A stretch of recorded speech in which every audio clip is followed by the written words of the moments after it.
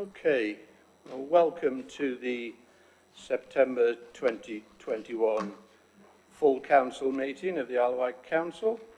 Welcome to all councillors, senior staff, members of the public, the media, and any guests. I don't think we've got any particular guests. Just quickly run through an emergency procedure. There are no planned fire drills during this meeting. If you hear the fire alarm sound, please treat it as a real emergency and evacuate the building via the nearest safe escape route. The nearest escape route is via the signposted set of stairs to your left as you leave the council chamber or public gallery. Exit via the door at the back of the building, walk across the inner car park, around the building to the evacuation point, which is the pavement opposite the police station. The lifts can't be used in the event of an emergency. Please don't re-enter the building until you're advised it's safe to do so by a council member of staff. Can I also request that all mobile phones are switched off or on mute? And can I ask everybody to make sure they use the microphones when speaking?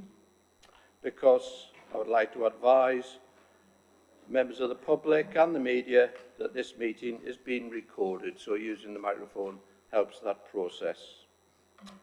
Right, we'll go to the agenda next. First, before I deal with the formal bit, I'll just deal with apologies. We've had quite a number this evening.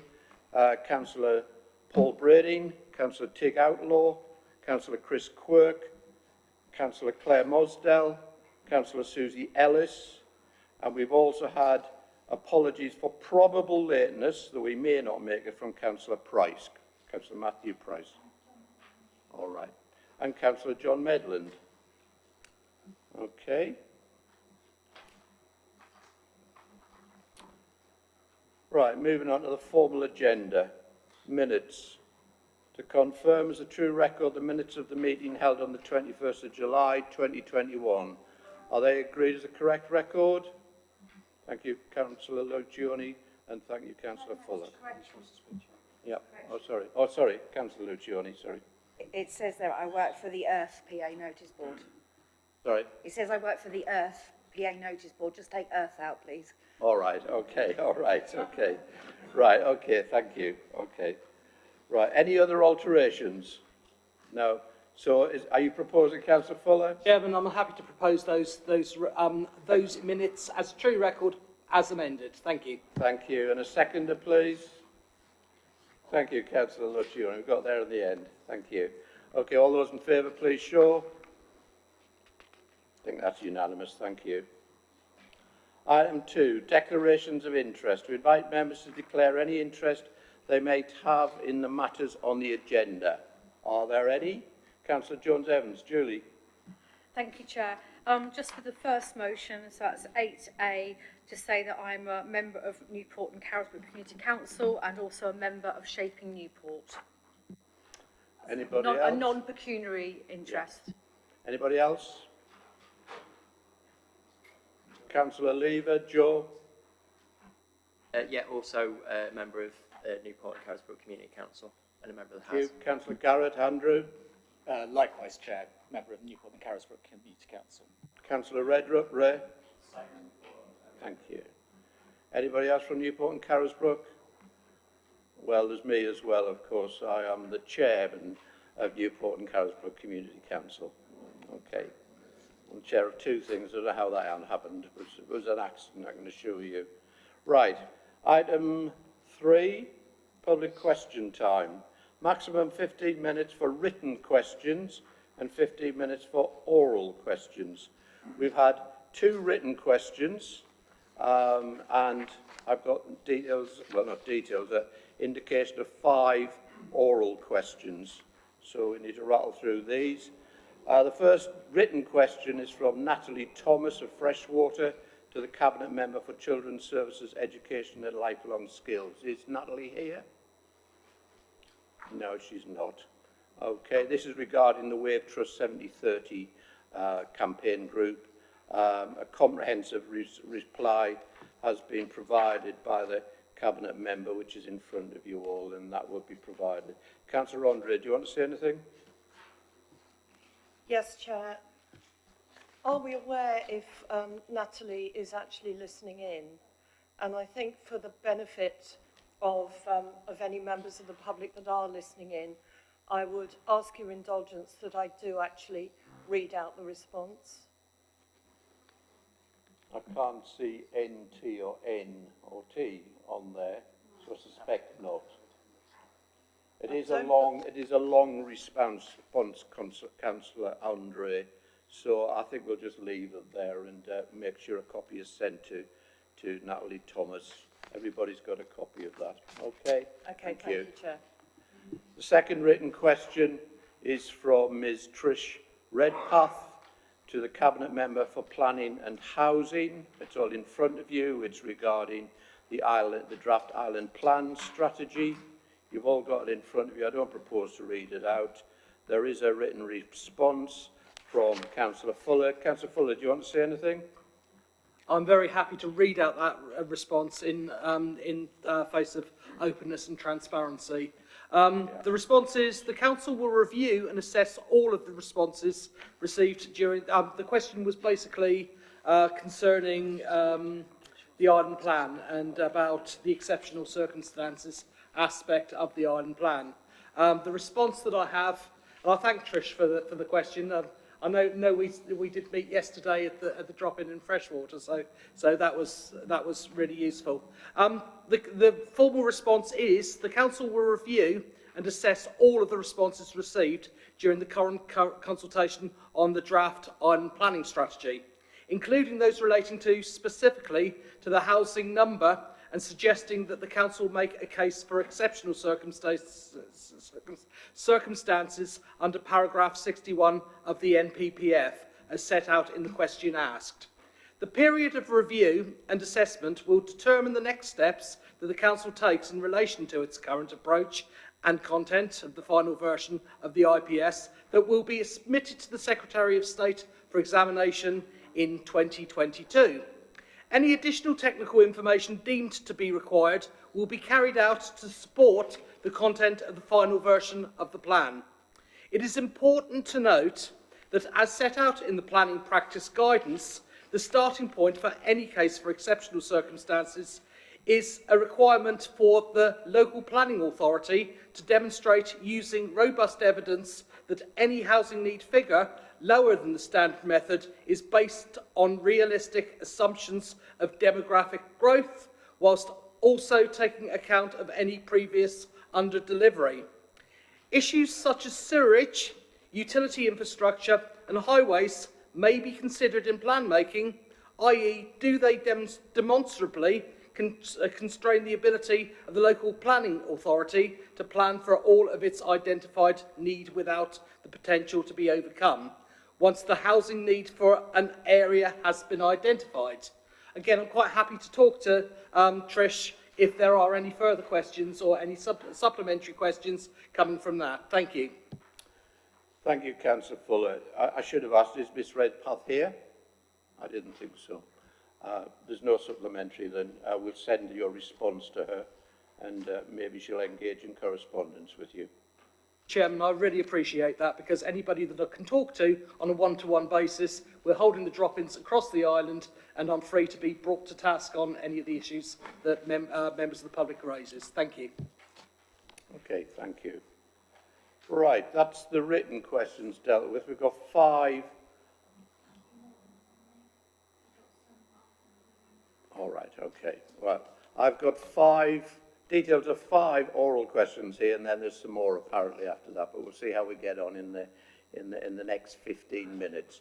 The first one is from Mr. David Sargison of Ryde, who has a question regarding Ryde interchange. Mr. Sargison, if you press the button so as it turns red.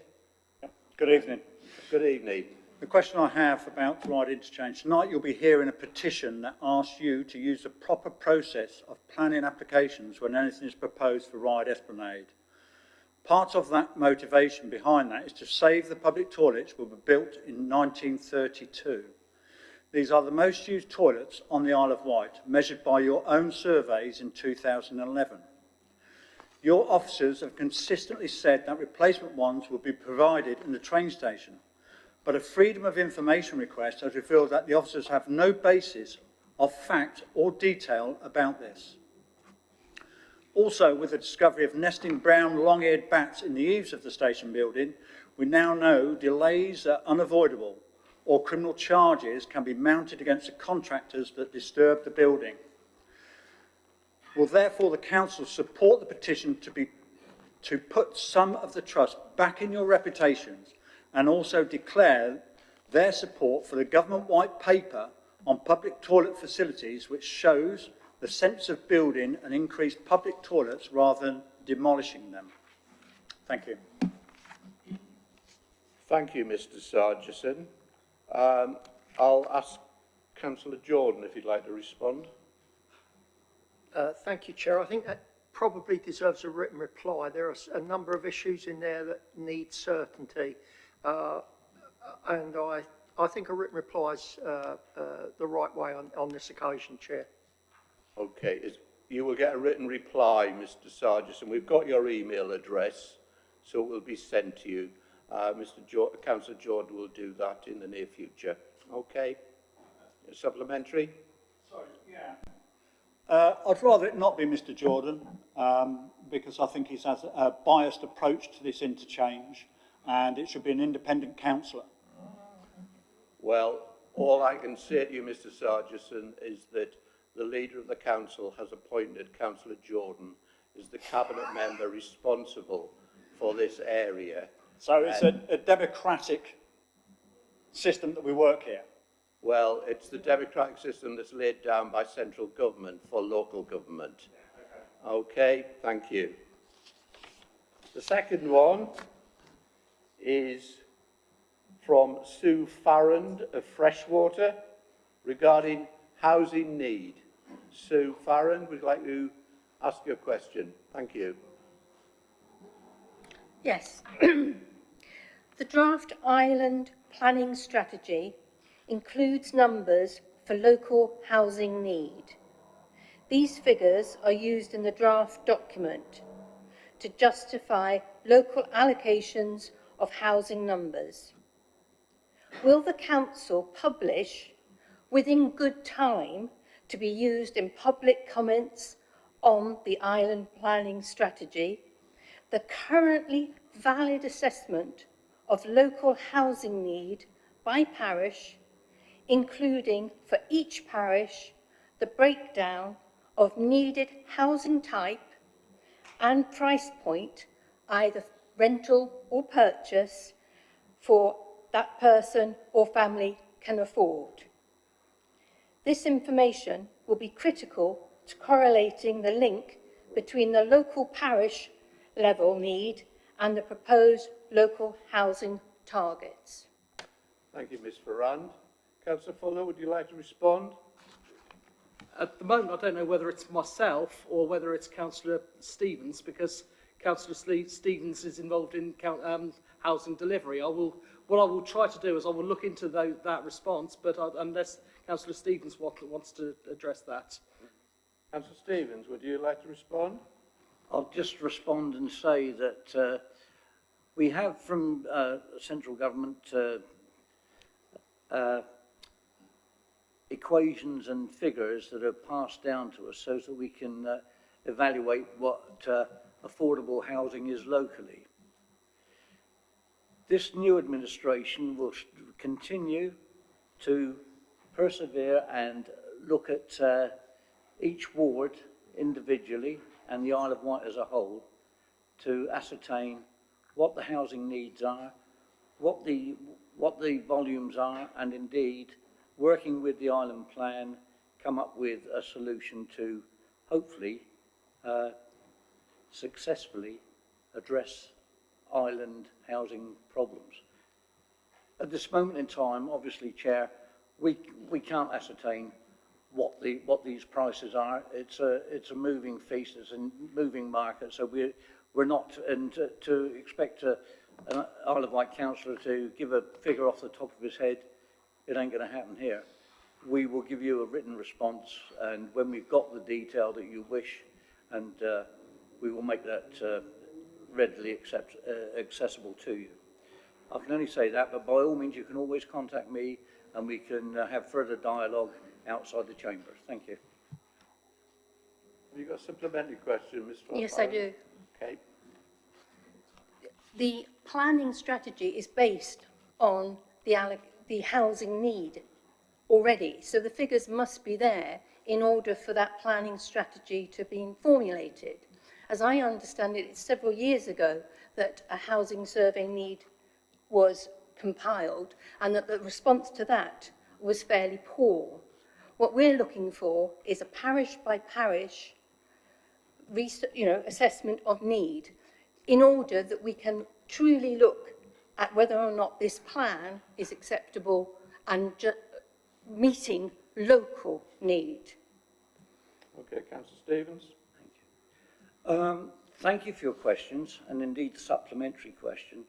I think a question of this nature, and indeed the supplementary question, would have been far better put in writing prior to the meeting so that we could actually try and address some of the points, and if we hadn't addressed them fully, we would have a starting point with your queries.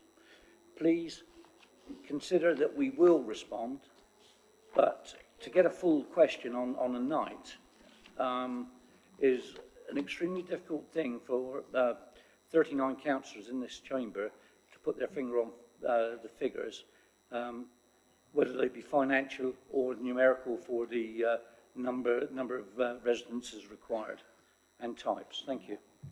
No, sorry, Ms. Farad, you're allowed one supplementary. Oh, okay. Can I just say, Ms. Farad, can I urge you to put in writing your questions, Councillor Stevens? Can I also just point out earlier, I had a written question regarding the WAVE 70/30 Trust with a very long response to it from Councillor Andre. I didn't allow her to read it out because it would have been here quite a while. But that question has got a comprehensive answer. You will get a comprehensive answer from Councillor Stevens if you put it in writing, and I'll make sure that happens. Okay? Thank you. I'm new to this. Okay, no problem. Thank you.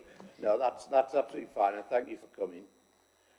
The next one is Mr. Dan Higlin of Freshwater regarding boundaries.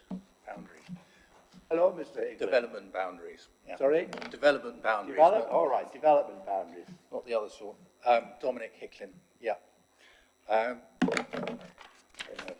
The draft island planning strategy includes proposed defined development boundaries and provides for different expectations of developments inside and outside the respective boundaries.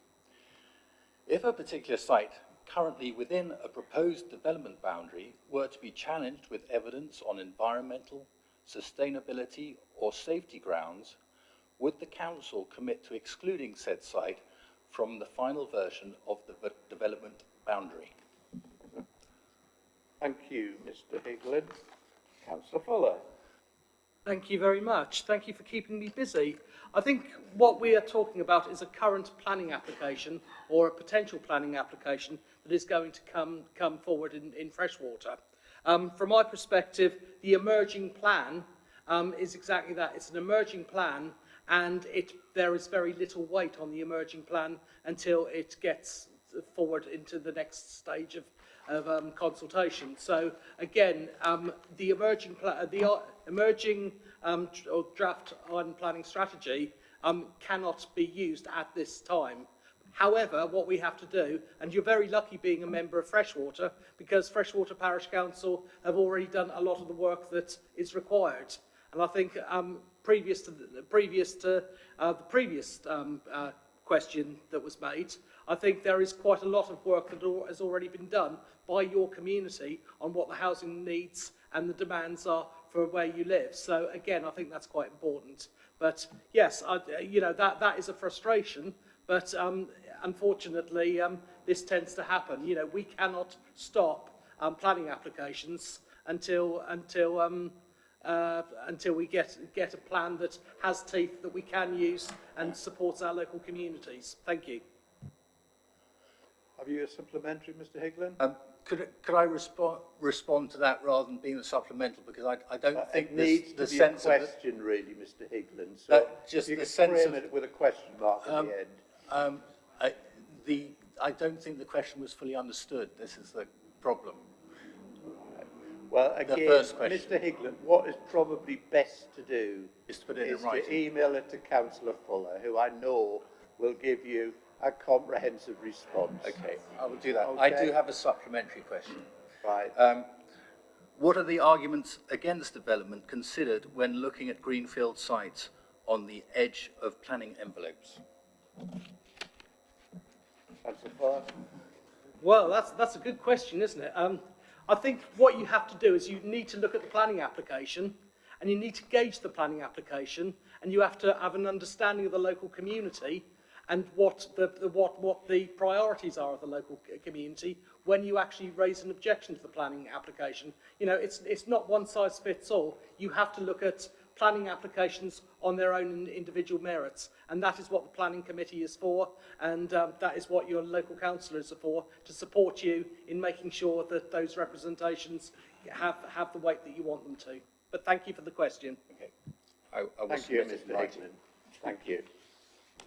Next question is from Hugh Jenkins of Freshwater regarding housing allocations. Good evening. Good evening. In the draft plan, and I'm sorry, Mr. Fuller, Councillor Fuller, it's going to be you again, I suspect, I refer to the island planning strategy. We in Freshwater have got more allocated house building sites in our parish than the whole of the Bay regeneration area. Under the Unitary Development Plan and Island Plan core strategy, the West White was always treated as a non-regeneration area.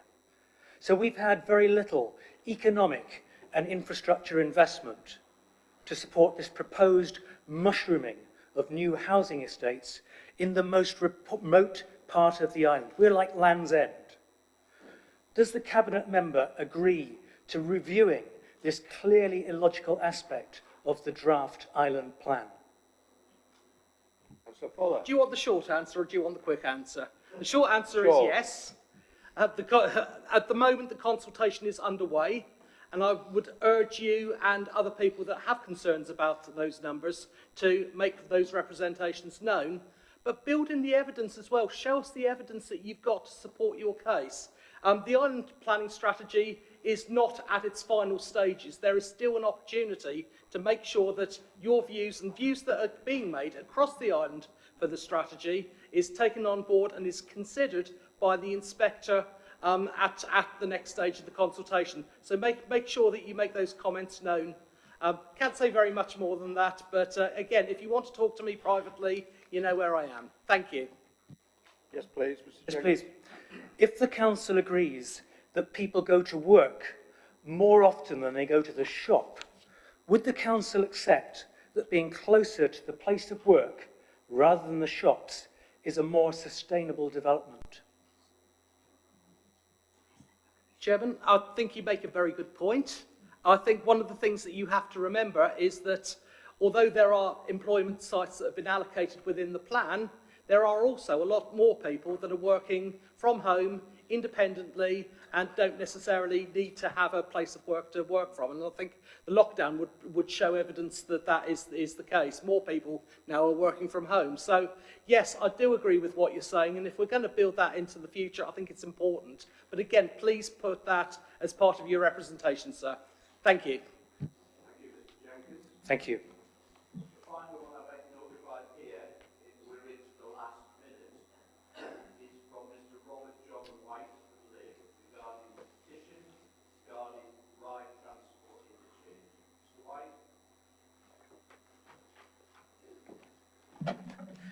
I think there might have been some confusion in that, subject to your agreement, I am here to present the petition on Cathy Fawkes' behalf because she has No problem, COVID. Mr. White. Thank you very much. I have agreed that you can present it. That's very Don't good of worry. you. Thank you, Yes, sir. No problem. Thank you. Right, that's a red light, I'm afraid. So we've run out of time for the 15 minutes of oral questions. So if you had another question, can I suggest that you direct it to the Leader of the Council or the relevant Cabinet member? Okay? We had some questions and we've filled out the No, forms. no, sir. We've had 3 questions from Sir, Freshwater. excuse me. And we have had 1 from Ryde Interchange. Sir, This is unbalanced. Sir, it's not unbalanced. It's part of our constitution. We allow 15 minutes for written questions, 15 minutes for oral questions. We're just about to move on to an issue regarding Ryde Interchange. We have questions. Look, I'm abiding by the constitution. You may have a view regarding that, but that's the constitution agreed by the Isle of Wight Council, all of the members within this room and predecessors. Thank you. Right, members, councillors, we will move on to agenda item 4, which is a petition which was received, signed by over 2,500 island residents. The petition asks that the Isle of Wight Council use the planning process when changing Ryde Esplanade. The process here will be that the petition sponsor, which was Miss Cathy Folkes, but she is unwell and has been unable to attend tonight. She has asked if Mr. Bob White can do that. I've agreed that that will happen. Mr. White will have an opportunity to address the council for a maximum of 3 minutes. That's in accordance with our petition process within the constitution. Then the leader of the council will be given the opportunity to reply for a maximum of 3 minutes. We will then have up to 15 minutes for councillors to debate the motion arising from the petition. That will include a maximum of 3 minutes. When we get to that, I hope that we'll get a bit of a balanced debate, so I'll be looking for speakers in favour and against. Okay? And at the end of it, the leader will sum up and we will vote on it. Mr. White, welcome. Your 3 minutes starts now. Thank you. Chairman, members, thank you. You will be advised that you are following the correct planning process, because you have been advised that this scheme can be bulldozed, perhaps through, under permitted development rights. For those permitted development rights to apply, it has to be a bona fide improvement that does not have significant adverse effects on the environment. Those are the wordings that allow you to do that, if appropriate. This scheme, as judged by experts and lay people alike, including all those who sign this, will be less safe, more congested, and is contrary to your own guidance in the Ryde Conservation Area document. Urban design and heritage experts alike have condemned this scheme, and therefore it is not an improvement. It will not enhance the environment of Ryde.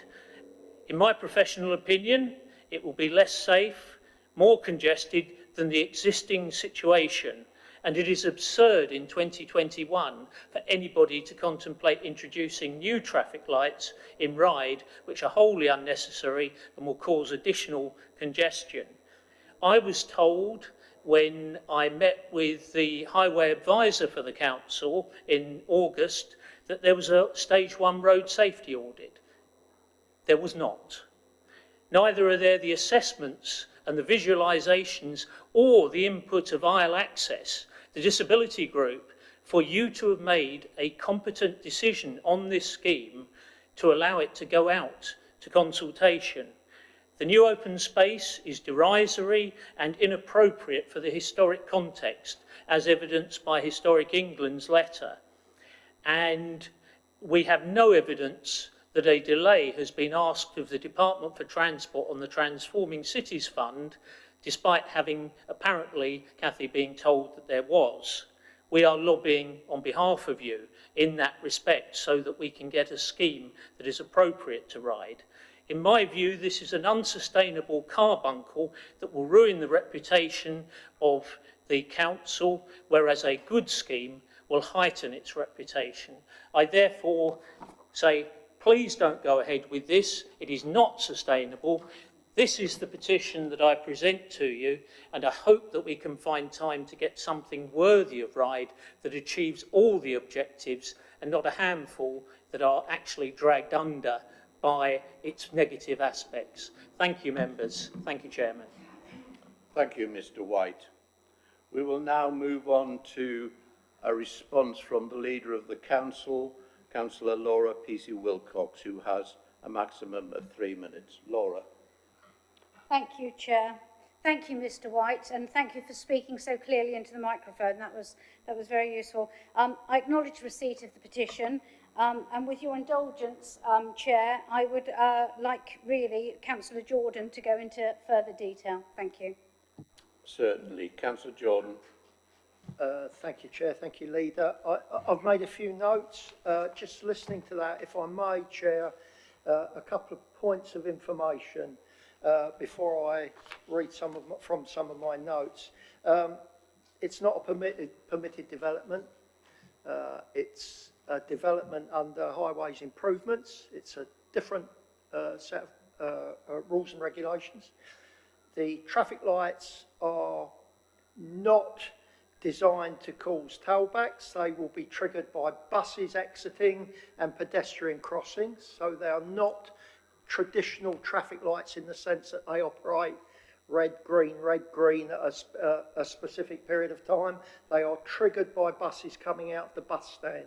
So the idea that traffic will be backed up is probably erroneous in this case. And the final part that I heard was stage 1 safety. I can inform this council that it is being undertaken at this current time.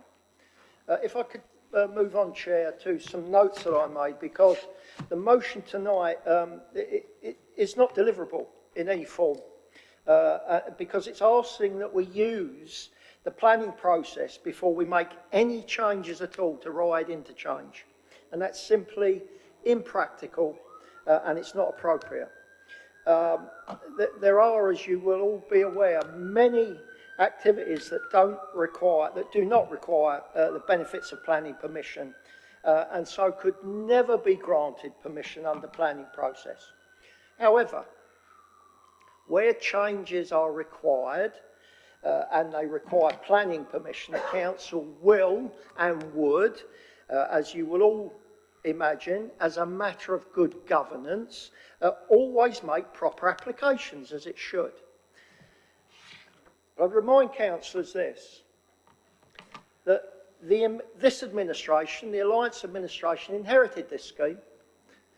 We inherited it from the previous administration, and when we did inherit it, we were informed that it was properly consulted on and ready to go. One of your oven-ready schemes. So I'm sure, really, all of the colleagues on that side of the chamber wouldn't want to be playing party politics tonight and voting in favour of this petition. Thank you, Councillor Jordan. That's the 3 minutes of that the Leader was allocated. Okay.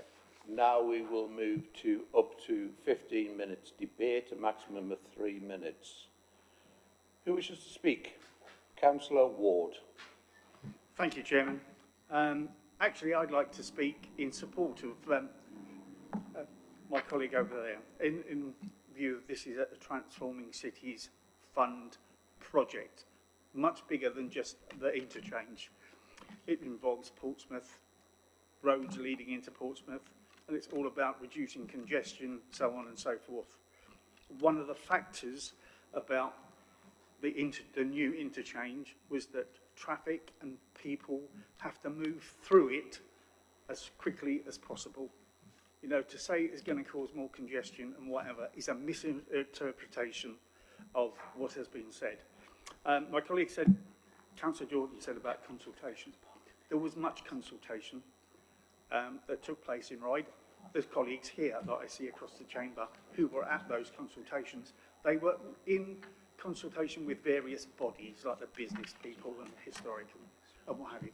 So the feel was got, if I could put it that way, of what the reception would be. The formal public consultation was left until after the election. So that's what Councillor Jordan is referring to.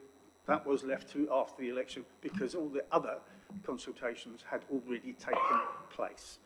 I've been here long enough to remember the last ride interchange project that fell apart as well. It just seems to me that people don't want anything to change or happen. You know, this is a gateway to the island. It is not a gateway just to ride. And I think we have to focus on that. Thank you, Chairman. Thank you, Councillor Ward. Anybody else? Councillor Fuller. Thank you, Chairman. As a former councillor for Ryde North East, I was working with officers when the original scheme for Ryde Esplanade was tabled. And for me, it was an important scheme because we need to regenerate Ryde Seafront. It is so important that that happens. When I was councillor back in 1995 to 2001 representing Ryde, residents felt likewise. They wanted a scheme that forged ahead, and they wanted to make our transport hub on Ryde Seafront something that visitors to the island could be proud of and introduce them to the town. I support what the Cabinet member says because I think it is just so important. And at the moment, unless we do something down there, we don't want to have more time where this can be so off-putting for people coming to our island and to Ryde to visit. Thank you. Can we just pause the time a second, Marie? Thank you. Just pause. Right, I'd like to be seen to be a balanced discussion here. We've had 3 people in favour opposing the petition motion. Is there anybody who wishes to speak in favour of it? In favour of it? No, I'm just checking. Just checking. No? Okay, that's fine. Yes, Councillor Spink, go on. I'd like to speak in favour of the petition, not as Councillor Jordan suggests on a party political basis. I'm not interested in party politics. I'd like to speak on it on this basis, that I believe as a democratic council, we should listen to a petition of 2,500 island residents. And all they are asking for is that it be reviewed by the planning process. I'm not impressed, if I may say so, by claims of what went on in previous administrations. I'm part of this new one since May, and I support the 2,500 island residents. Thank you.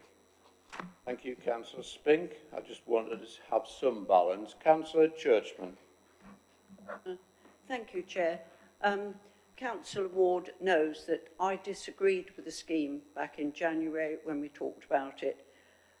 I think my biggest problem is that I find it sheer vandalism to destroy part of the Western Gardens and the current toilets. There is nothing in paper, in writing, about South West Trains reinstating those toilets. It's all a very small paragraph somewhere that the loos in the station will be refurbished. There are 10 toilets down there. These are the busiest toilets on the island, as we know. We have Ryde is really the gateway to the island, and the people who come to the island, old people like me, and people with families. Now, there can't be anything worse than coming down the end of the pier, no toilets. And beauty is skin deep, and so are all the amenities. And if we want to destroy or partly get ourselves a bad reputation, we're certainly going the right way about it. I've used that pier quite a few times. I have never had a problem with traffic there. And my comment to Councillor Ward back in January was, if it ain't broke, why fix it? I cannot see any justification for altering the road layout down there. I've checked, and as far as I could find out, there has never been an accident down there. Certainly, there might have been an odd car bump, but of course they don't get reported anyway. But it is a pretty safe area. What are the scooter people going to do when they come? What about the groups that come over, of cyclists, for example, who come down the pier? Where do they go? Western Gardens has been rejuvenated, And the cafe and the area are absolutely beautiful now. So what are we going to do? Destroy them? And we're going to put an amenity in the middle of a row of buses. I ask you, would you want to go and sit inside parked buses to drink your tea or coffee? To me, it is ludicrous. We are ruining a really lovely part of Ryde, and I and 2,500 people object strongly. Thank you, Chair. Thank you, Councillor Churchman. Councillor Jones-Evans. Thank you, Chair. So when the Alliance administration came in at the end of May, this is one of the first things that I was looking at with my regen hat on, and I was quite surprised to learn that during the last 2 years, when this application was put in, that there hadn't been much community engagement. I can only found that it had been to one group, the Ryde Regen group. So there had been some discussions, but I don't think there had been wide discussions. So this is why it's all come out rather late, and people, quite understandably, are anxious because the information wasn't out there earlier. So I think I'm really sort of grateful for the Ryde Regen group. I'm grateful for local councillors in Ryde and Councillor Jordan, and the whole process that we've put out for the consultation. And it's been great to have so many responses come back. And you'd be pleased to hear, I think what Councillor Jordan said earlier, that we are looking at the responses and we're looking to be able to incorporate as practical as many amendments that we can do within the constraints of the scheme.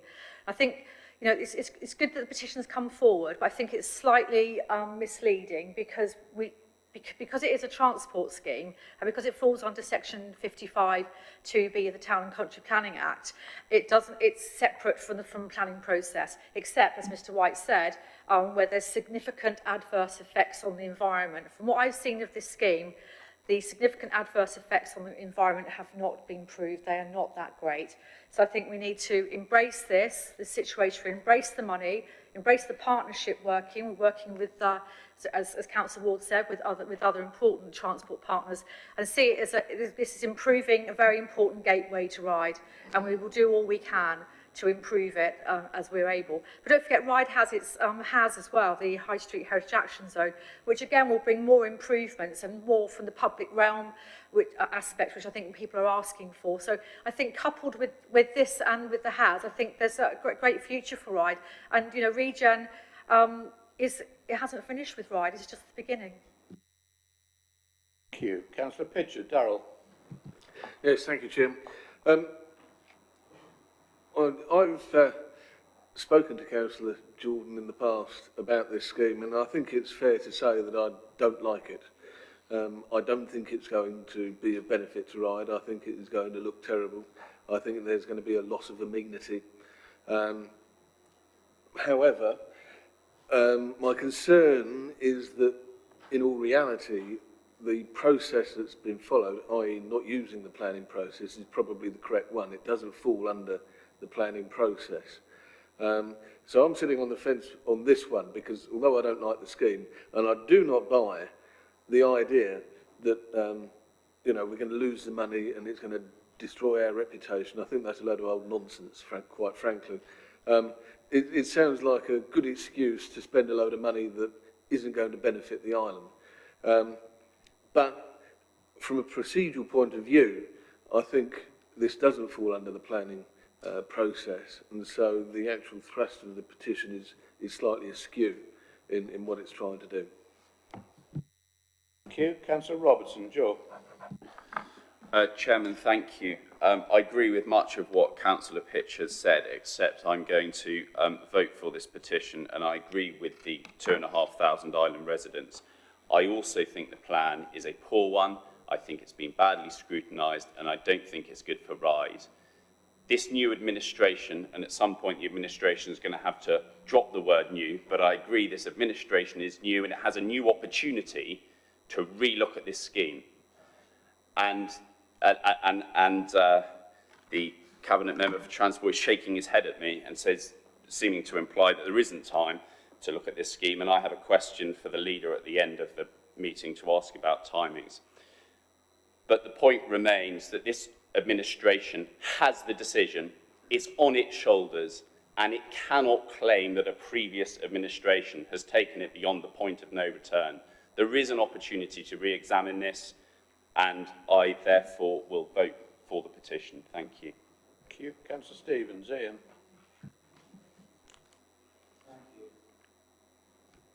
Thank you, Chair. You still got your mic on. Totally agree with Councillor Pitcher. He's actually looked and read what this is about. So I'm not going to reiterate what he said. Totally support what he said. However, I like to call myself a Ryde boy. I'm a Ryde lad. I've grown up in Ryde. And believe you me, like a lot of people with their hometowns, their home villages and what have you, you feel a part of it. I feel a part of it. I've grown up in Ryde. I've seen the cattle railings down through the middle of the street. I've seen our flower beds ripped up and a curbstone put down through there. But I'll tell you what, Ryde is always ready for change. Ryde is one of those places where, as a lad, I'd be on the beach on a Sunday morning with a couple of coats down at either end, and we'd be playing football, all the local guys. Great times. We'd never really had a large hot food sales retail outlet there. There was a small, like a little office place on the end, but that was a shelter for the elderly. But by God, when someone came in and changed it, and I don't even know what the planning process was, I'm afraid, at the time, but I dare say if you went back and unearthed it, there wasn't too much of a planning consent, let alone worrying about a conservation area. But I'll tell you that Ryde is open for change. Ryde's, how can I say, the transport business needs to flow, as Councillor Ward has said. I just feel that look at the process and what we're voting for tonight, and let the Cabinet do its business elsewhere, and take on board what was not just a petition, but was written concerns and written solutions back into the system. Thank you. Thank you. I'll give you a little bit of time because there's a bit of confusion about Laura's and Phil's at the start. No, I won't. I won't actually. You're a member of the public. Councillor Stevens is a councillor, an elected member of the council. Thank you. And would you please not interrupt? Thank you. It's now down to the Leader of the Council to respond to the debate, to sum up, though I understand she's asking that Councillor Jordan does that. So, Councillor Jordan. Chair, is that 3 minutes? 2. Oh, 2. So very briefly then, Chair, let me just please remind you what the petition is. We've had comments about the scheme. The petition's not about the scheme.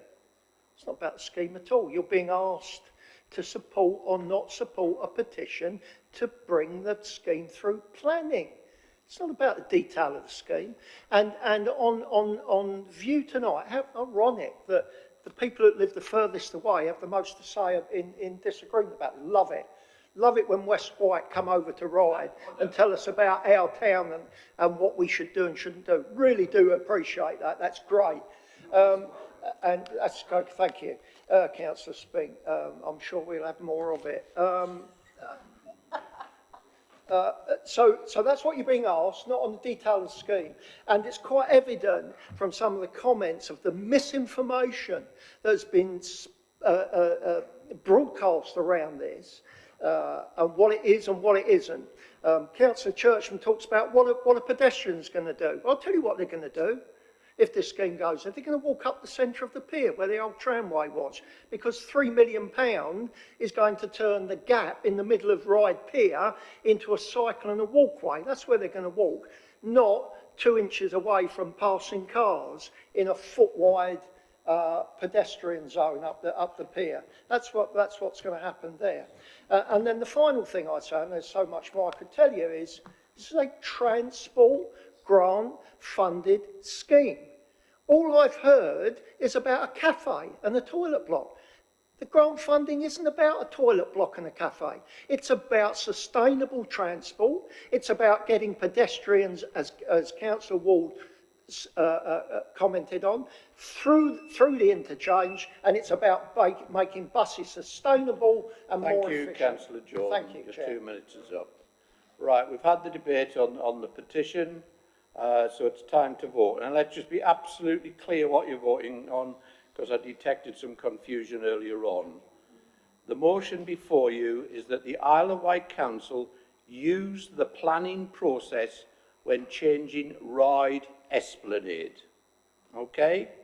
That's what you're voting on. Are you in favour of using the planning process, or are you against it? All those in favour, please show.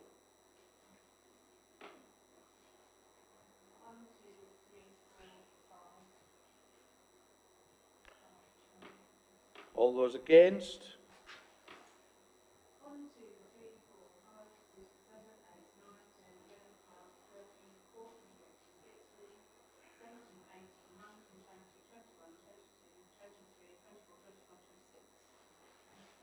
Abstentions? Right. So there were 5 in favour, 26 against and 1 abstention.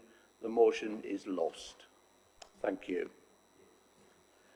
Moving on to item 5, Chairman's official announcements. To receive the Chairman's official announcement, you've had my report. It was circulated the other day. Just one other thing I'd like to add. I was asked by the Chairman of the Independent Remuneration Panel to remind all members of the survey that's been sent out to you all. They'd like to get a good response to that. So could you all please respond so they can get a good assessment of what they're going to be looking at. Highly controversial issue, and it would be good if every one of the 39 members actually took a view rather than sit on their backsides. Thank you. Sorry, I shouldn't be that rude, should I? But that's what happens normally. Okay, right. Well, me, rude. Here we go. Item 6, Leaders Update Report. You've got 20 minutes on this to receive the Leaders Update Report. 5 minutes maximum. That's for Councillor P.C. Wilcox. You've had the written report. Laura. Thank you, Chair. Could I just indulge people? I think we need to be mindful that since our last meeting, we have had staff members pass away. We've got people that are terribly ill in hospital, and I just think we need to always bring that back to us to remind us of those things and what people are going through. So I just really want people to think tonight. I'd also like to raise about the thank you day that was held at Carisbrooke Castle, and my sincere thanks to Community Action Isle of Wight for being one of the organisers. I have to say, I think there was up to 4,000 people, and this was really to do with the work that was done with the community hubs during COVID. Absolutely outstanding, and I don't know what we would have done without them. I really don't know. There would be a lot more people in dire straits. I also would like to congratulate White for Sight that had an opening this week that I quickly popped into. They do superb work. If any of your residents are struggling, they really do need to get in touch with them because there is so much available. Winter is Coming was an event I attended online with the Citizens Advice Bureau Isle of Wight. Can I tell you, absolutely outstanding. 30, 40 volunteer groups that were on there speaking about what they do for the island people. Absolutely sterling effort. No one on this island is alone in a struggle. There is people out there to help everyone, and I just want to get that across. Don't let any of your residents suffer, please. They need to get in touch. I'd also like to say quickly about Walk the Wight. I did see a number of staff members taking part, and actually ex-council staff were there. And there were a vast amount of volunteers, and I'm one of those that have done it for many years.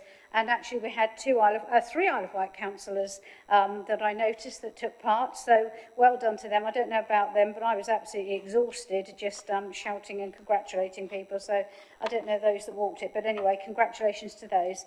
As you will see in the report, it does mention about the food waste and the caddies that Amy have been running, which has been very successful. And I remember watching a David Attenborough programme not that long ago, and he said that if we wanted to do anything, 40% of the food that is produced is wasted, and that could end up, if we were more mindful, it would give us a more sustainable agricultural system.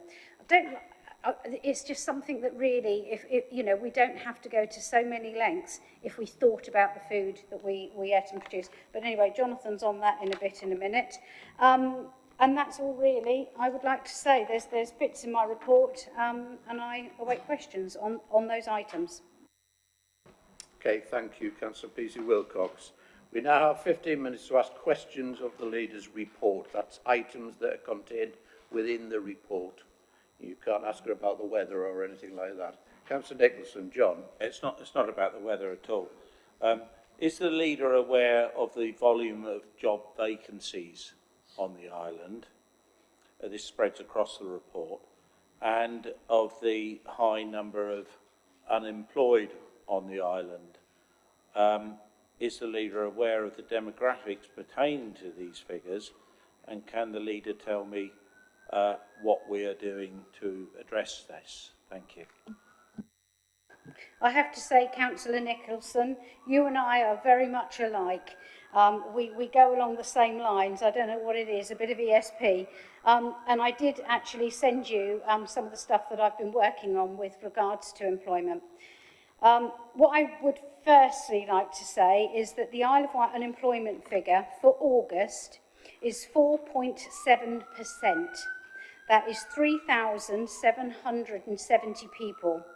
And this is actually lower than the national average of 5.3%. The comparison with Gosport, 6.1%, Portsmouth at 5.9%, 5.7% in Southampton, and 3.9% in the New Forest. That, however, does not understate the importance of growing the island's economy to help sustain local communities and create more job opportunities for local people. Of those 3,770, 2,055 were aged between 25 and 49. 1,095 were over 50. And there were 610 in the 18 to 24 bracket. The experience on the island over the spring and summer has seen businesses in the visitor economy struggling to recruit staff to many roles in the hospitality sector, both skilled and unskilled. And the council has been working with the Isle of Wight College, Visit Isle of Wight, on a range of initiatives to both showcase the roles on offer and support young people, in particular to engage with local businesses on what can be a worthwhile career path. In addition, the care sector has also seen similar recruitment issues, and these trends will need to be carefully monitored by our Economic Development Board as the government furlough support ends and we move into the autumn and winter. It's a critical time, and this is why I say none of our residents should suffer, because citizens' advice are there to help. The council is working on a range of initiatives to help grow the economy and support jobs as part of the Regen strategy. This includes projects such as Branston Farm, which is currently under construction as a new employment site, as a mixed-use scheme, including affordable housing, and the Innovation White project, which was part-funded by government and is going to be based at the BAE campus in Northwood John, so just around the corner from us. This will create new job opportunities, hopefully in high-value businesses. In addition, you will recall the Council secured the future funding for White Shipyard with its acquisition of Venture Quays in East Cowes. We're currently engaged with a range of companies on their proposals to grow and offer further job opportunities. The Council is also working with DWP and the Youth Trust on the development of a youth hub to offer additional support to young people in finding work alongside the many issues they often face, including housing, care and mental health. Okay, is time running out? Okay, well anyway, and I just want to let you know that the Council will continue to work with key partners, which is very important, the Isle of Wight College, Chamber of Commerce, Federation of Small Businesses. And I also want to let you know that the Council also recognises the ongoing work of the housing associations around some of the challenges of the longer run term. Spectrum, Sovereign, Southern have all got schemes out there, John, and I did send you a piece about that, so thank you. Sorry, Chair, to go on, but I just think it's really important for the island. Thank you. Councillor Churchman, Vanessa. Yes, thank you, Chair. Thank you, Leader, for acknowledging my Walk the White. As probably the oldest person in the room, I would like to hope that some of you will attempt it next time. I would also point out that Laura was 6:30 in the morning at Carisbrooke as a volunteer to check the numbers in.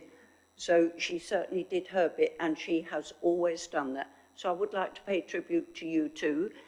My next question, if you like, concerns Branston Farm. I'm delighted to see it's going ahead, and I have a request. Ex-councillor Stuart Hutchinson worked very, very hard to get that off the ground. He really did. And would it be possible in some way to name one of the roads or whatever as Stuart or Hutchinson Drive, just in memory of all his hard work? Thank you, Leader. Sorry, Councillor Peter, I could maybe help you with that. I have attempted to name roads in the past after people who are still alive. Island roads don't allow it. I don't know why, but that was certainly what I have been told in the past, that you have to have passed away. So hopefully Stuart isn't about to fall off his perch in the near future. You know, and you're not tempting fate. I may be wrong, but I'm pretty sure that's what I was told a few years ago when I tried to get a road in a new street in my ward named after somebody. May I come back, Chair? I had the same problem in off Ashy Road. It was to do with the Poppy appeal at the time, and I did ask Island Roads to change one of the names, and they did. After all, Chair, we are the Highways Authority. I don't understand how they can dictate to us. Thank you. Well, neither do I, Councillor Churchman, but they seem to manage it very frequently in my case. Probably me. Councillor Peter Wilcox. I was only going to say, Councillor Churchman, it's a very nice thought, and maybe we can ask Goddard's Brewery, seeing as they're going to be on site, if they'd like to make a special ale in, with Stuart Hutchinson's name. Thank you.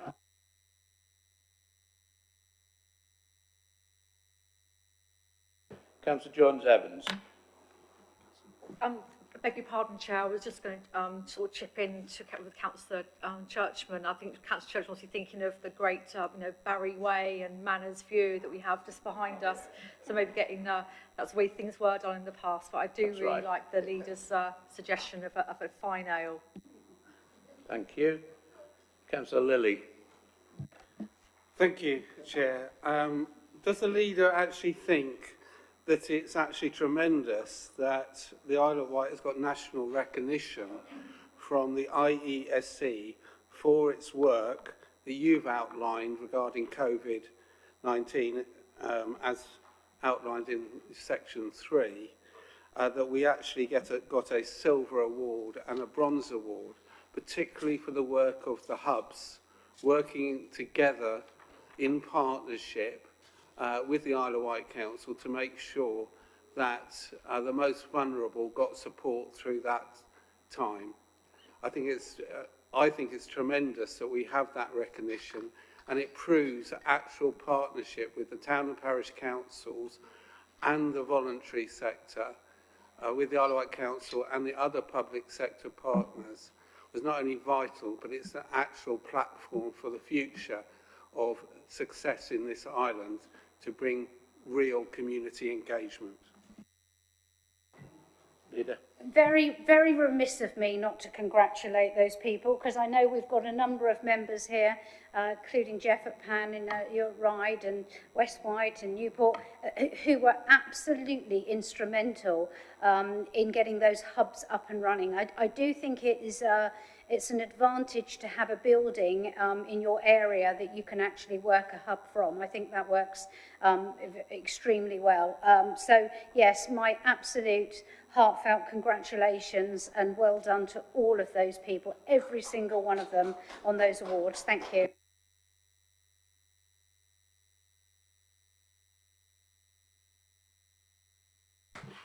Okay, Councillor Fuller, Paul.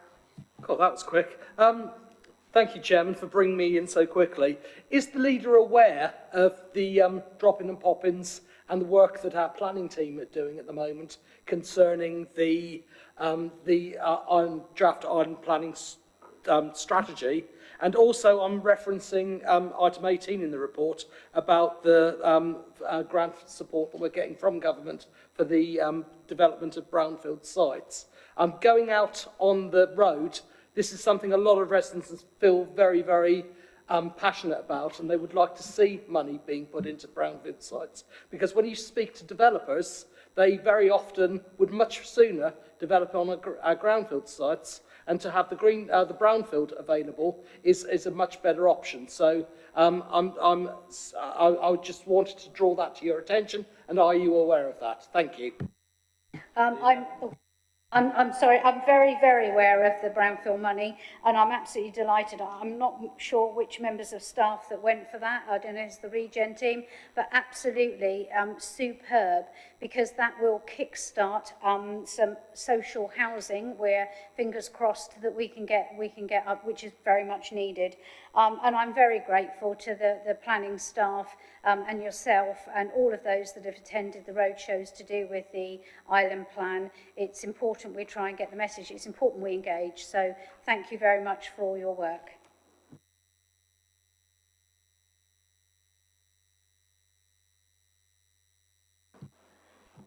Thank you, Chair. The leader will recall the question I put to Cabinet last week about the Newport transport.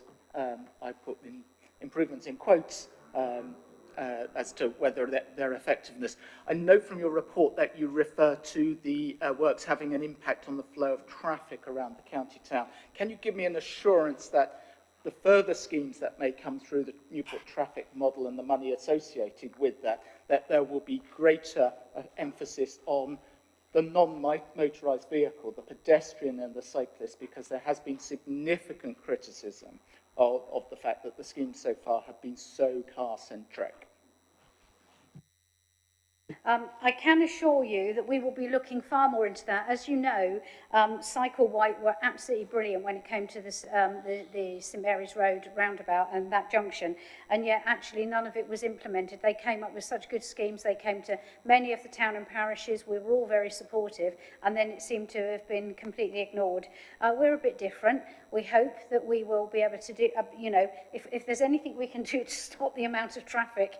We're at gridlock at the moment because it's the first day of the festival. The festival changes. So we will be looking more into the green and the accessible travel. And we know that we've been really lucky with DFT funding for many of the cycle routes. And in actual fact, I think that's listed in here somewhere. So we've been very successful. Let's hope we continue. And any schemes and anything that anyone can come up with, we're always all ears. Thank you.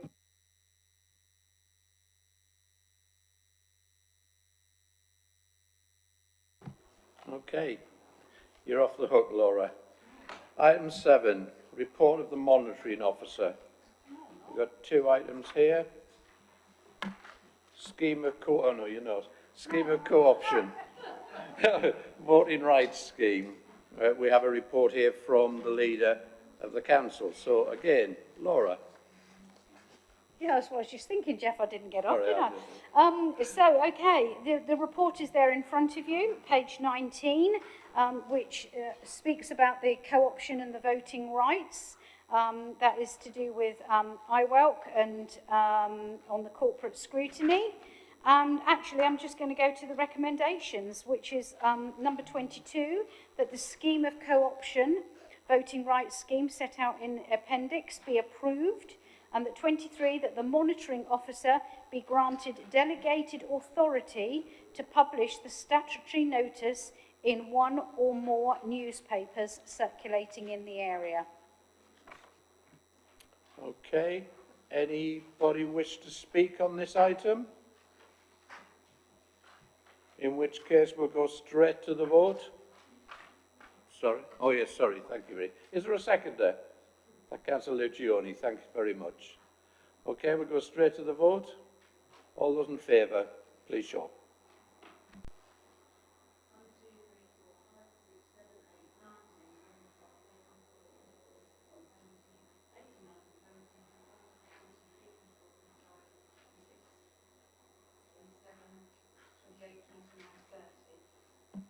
Against? Abstentions? Thank you.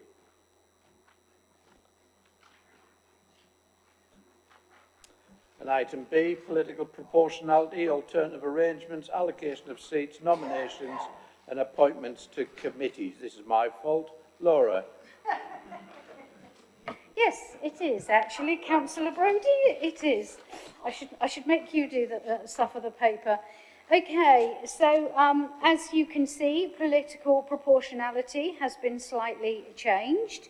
As you can see through there, we have a number of people moving around.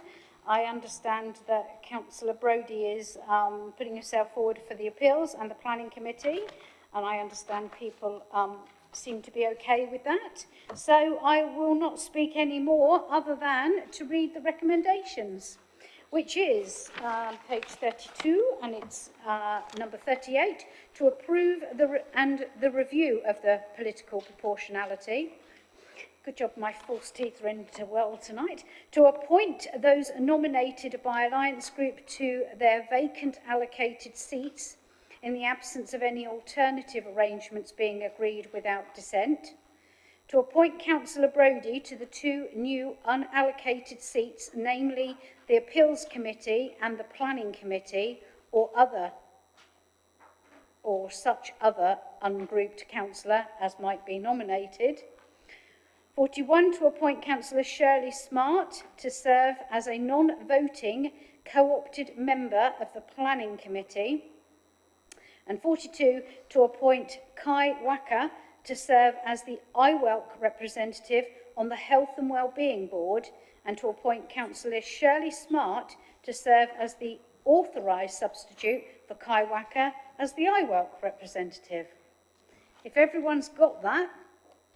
Can I just clarify one thing with you? Obviously, I've been put forward for two committees. You've also put forward Karen Lucioni to take my former place on the Corporate Scrutiny Committee, but you still, as a group, have a vacancy on what I used to be on, which was the Appointment and Employment Committee, and you haven't put forward anybody. Sorry, Councillor Debbie Andre. Councillor Andre, okay. Right, so you've got the recommendations, paragraphs 38 to 42. Anybody wish to comment? Oh, I need a seconder, sorry. Seconder, thank you, Councillor Lilly. Is anybody wish to comment? Okay. Put to the vote then on block. All those in favour, please show. 1, 2, 3, 4, 5, 6, 7, 8, 9, 10, 11, 12, 13, 14, 15, 16, 17, 18, 19, 20, 21, 22, 23, 24, 25, 26, 27, 28, 29, 30. Against? Abstentions?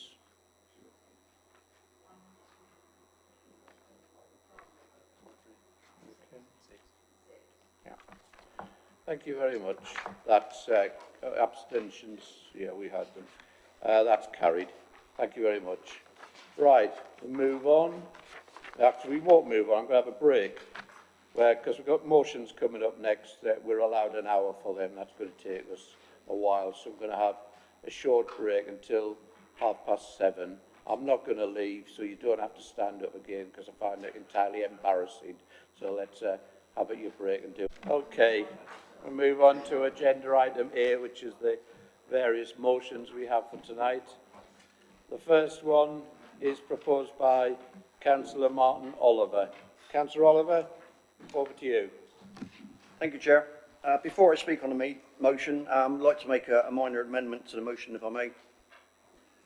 And that is to add in the recommendation from the recent Cabinet meeting, which would be option 4 on the there, which is the bid to be approved by those delegated to act on behalf of the Isle of Wight Council, Newport and Carisbrooke Community Council, and the Shaping Newport Steering Group. So just for clarity, Martin, you're seeking an addition to the motion we have before us of option 4 from the Cabinet, but not option 3, just option 4. Everybody's got that single sheet of paper in front of them that has the Cabinet decision headed referral of motion from full council, Newport City status. So what Councillor Oliver is saying in the row headed decision taken that he wishes to include option 4 but not option 3. Okay? He wants to include that in his motion. I have to ask you whether you're happy for that to be included for debate tonight. Does anybody have any objections to that? Councillor Bacon. Jonathan. It's not an objection, Chairman. It's a point of clarity. Does that mean that the motion, as it stands, the existing subparagraph 3, the last part of the motion, that is being replaced because that asks for the item to come back to the full council on the 17th of November? Yeah, Councillor Oliver's nodding. So we're replacing paragraph at the end of the motion, number 3, okay, and including instead the paragraph headed option 4 on the single sheet of paper. Okay? Are people okay that we debate that as a motion? We accept that amendment from the mover of the motion. Okay, do you want to now speak, Councillor Oliver, in favour of your motion as you've amended it? Thank you. Thank you, Chair. As I mentioned in the Chamber previously, this motion is not to pit one island town with another, but to reflect its status as our island county town.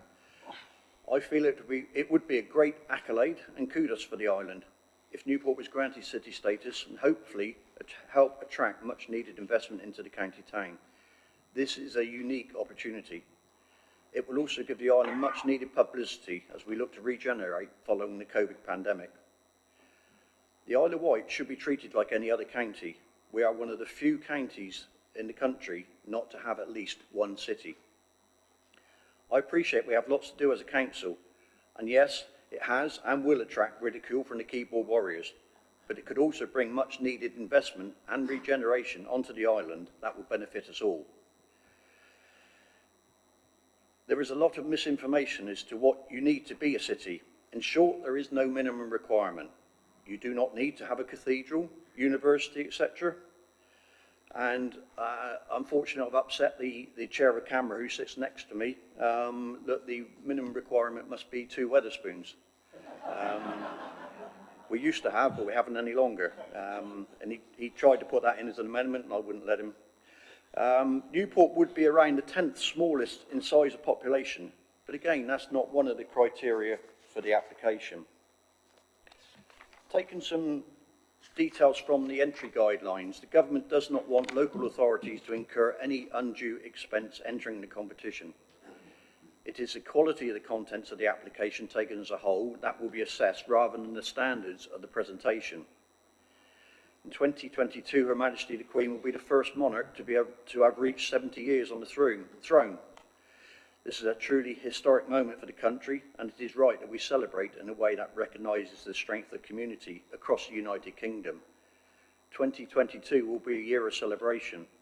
The Queen's Platinum Jubilee and Festival will bring people together and inspire the next generation as we renew and build back better from the coronavirus pandemic. It is a great opportunity for towns and cities in every corner of the country to showcase their heritage and tell us more about the people and places that make their local area so unique, and a fitting tribute to Her Majesty's reign in her Platinum Jubilee. The Civic Honours competition will provide local authorities with a chance to showcase their civic pride, interesting heritage and record of innovation, putting their hometowns on the map and bringing greater prosperity of opportunity. I feel as a community we should take part of that. We should be part of that celebration and any potential benefit that may bring, and I ask for your support. Thank you, Councillor Oliver. Is there a seconder for the motion?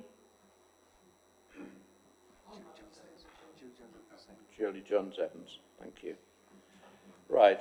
Councillor Hastings. Steve. Thank you, Chairman.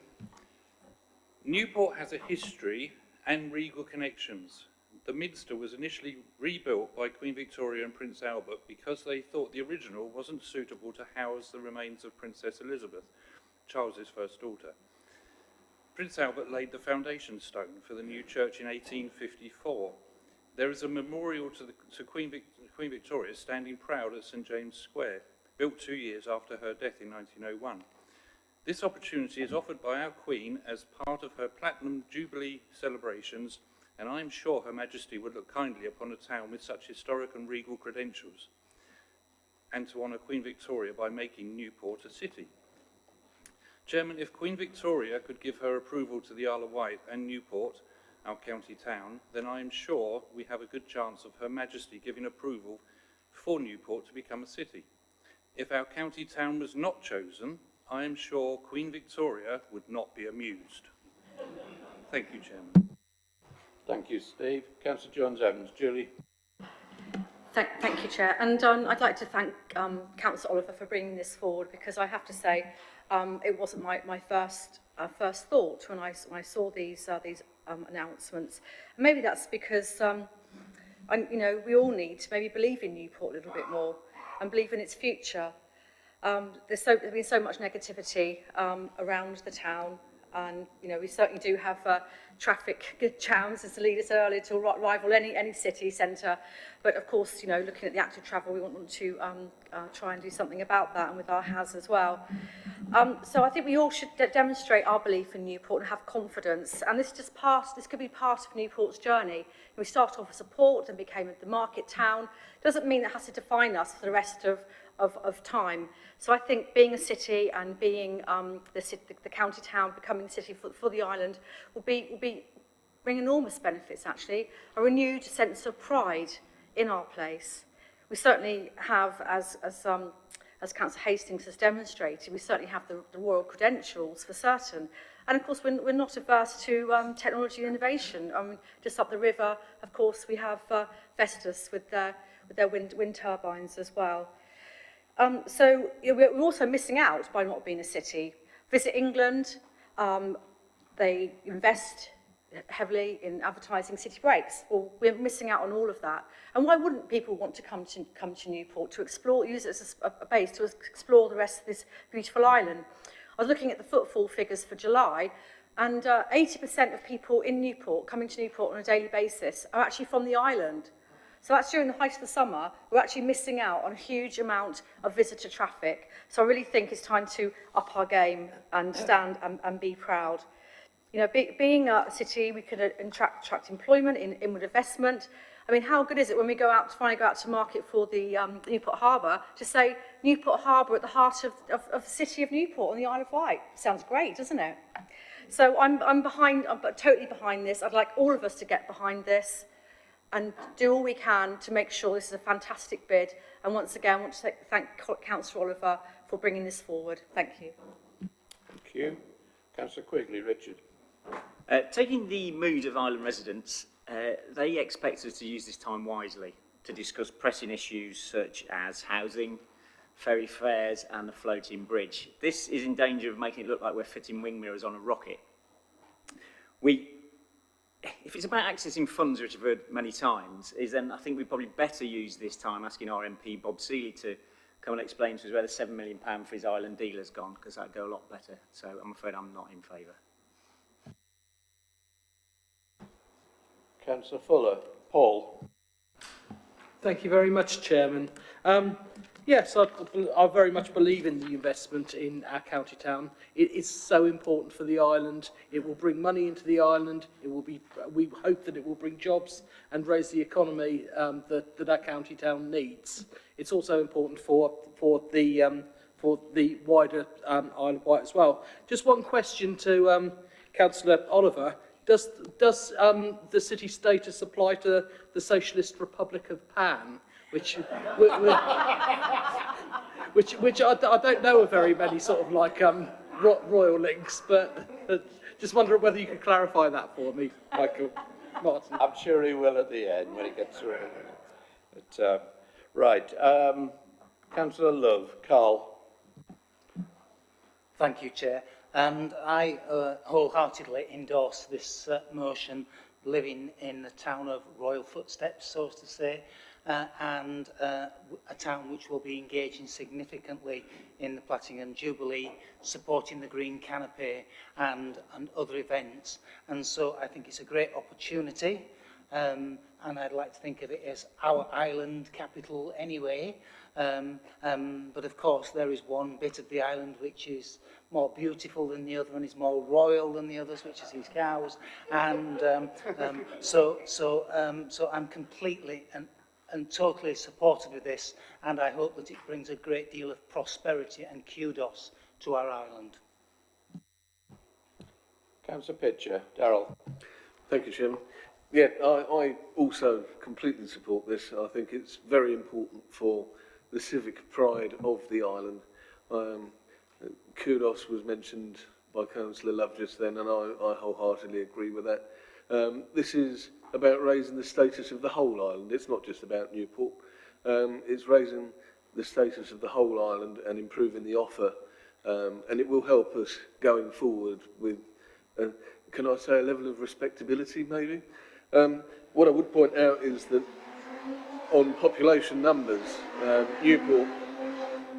Newport is significantly larger than, say, Truro, which is a well-known city, and only slightly smaller than Chichester, just along the coast. So I don't think it's out of the way and unreasonable. Thank you, Darrell. Councillor Jarman. Chair, I think it's a wonderful idea. A diamond city at the centre of a diamond island. Thank you. Right, we've got nobody else. I'm just going to say a few words myself from the chair. Or as I declared earlier, I am the chair of Newport and Carisbrooke Community Council, so I am slightly biased on this. But when Councillor Oliver brought this to my attention after I fell off a chair, the more I thought about it, the more I thought it was a good idea. We consulted with the rest of our community council back in July, where there was unanimous support for this. Recognise a lot of the arguments that we've had in favour of it today. There's too much talking the island down, to be frank, in my view. Newport is the county town, for good or ill. We do happen to have a castle, you know, if you're going to use that criteria at Carisbrooke. You know, the Minster Church is quite significant. And one day we may have, you know, a university outlet within Newport. And certainly I would be very disappointed if the Socialist Republic of Pan wasn't part of the city, and I'm sure it will be an integral part of it as well. I will be supporting this, and I think sometimes as Isle of Wight councillors, you know, you have to not be populist, you have to make the right decision. Okay, I'm going to put it to the vote. Sorry. Oh, sorry, yes. Councillor Oliver, do you want to sum up? No, okay. Right here. I'm going to put it to the vote. All those in favour, please show. Bar one. No, it's not. It's not. I don't think we need to count. I don't want to keep counting when it's obvious, but is there anybody against? Councillor Quigley is against. Any abstentions? Sorry, what do you do, Laura? Abstain. You abstain, right. So that was overwhelmingly carried. We don't need the numbers in votes like that unless you call a name vote. One abstention and one against. Okay? Everybody happy with that? I haven't broken the rules or anything? Thank you. Okay. It just seems ludicrous to me to count when it's so obviously carried, you know. I mean, there's so many things we do in the past here that are just balmy to me, and I've got the opportunity to change it. So thank you. And if you succeed me, you can keep it going. Right. Item B. A motion by Councillor Steve Hastings. Steve. Thank you, Chairman. You will have in front of you, I think it's been distributed to everybody, as an amendment, which I am quite happy to accept. Has that been distributed? Hang on, Steve. I haven't got a copy of an amendment in front of me.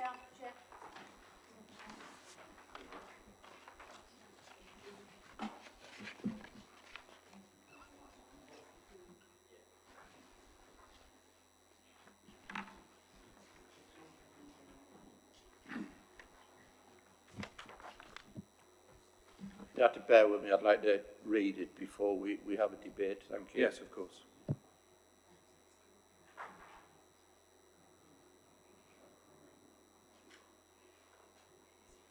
Okay. Right. So you are, Councillor Hastings, you are putting an amendment to your own motion. So again, I'm going to have to ask the council if they accept that for consideration in the debate. Does anybody have a problem with that? Councillor Stevens? With due respect, I put forward the amendment to the motion, Chair, and Councillor Steve Hastings has very kindly acceded to the request, and so we're on song with this. But it was my amendment to Councillor Hastings' motion.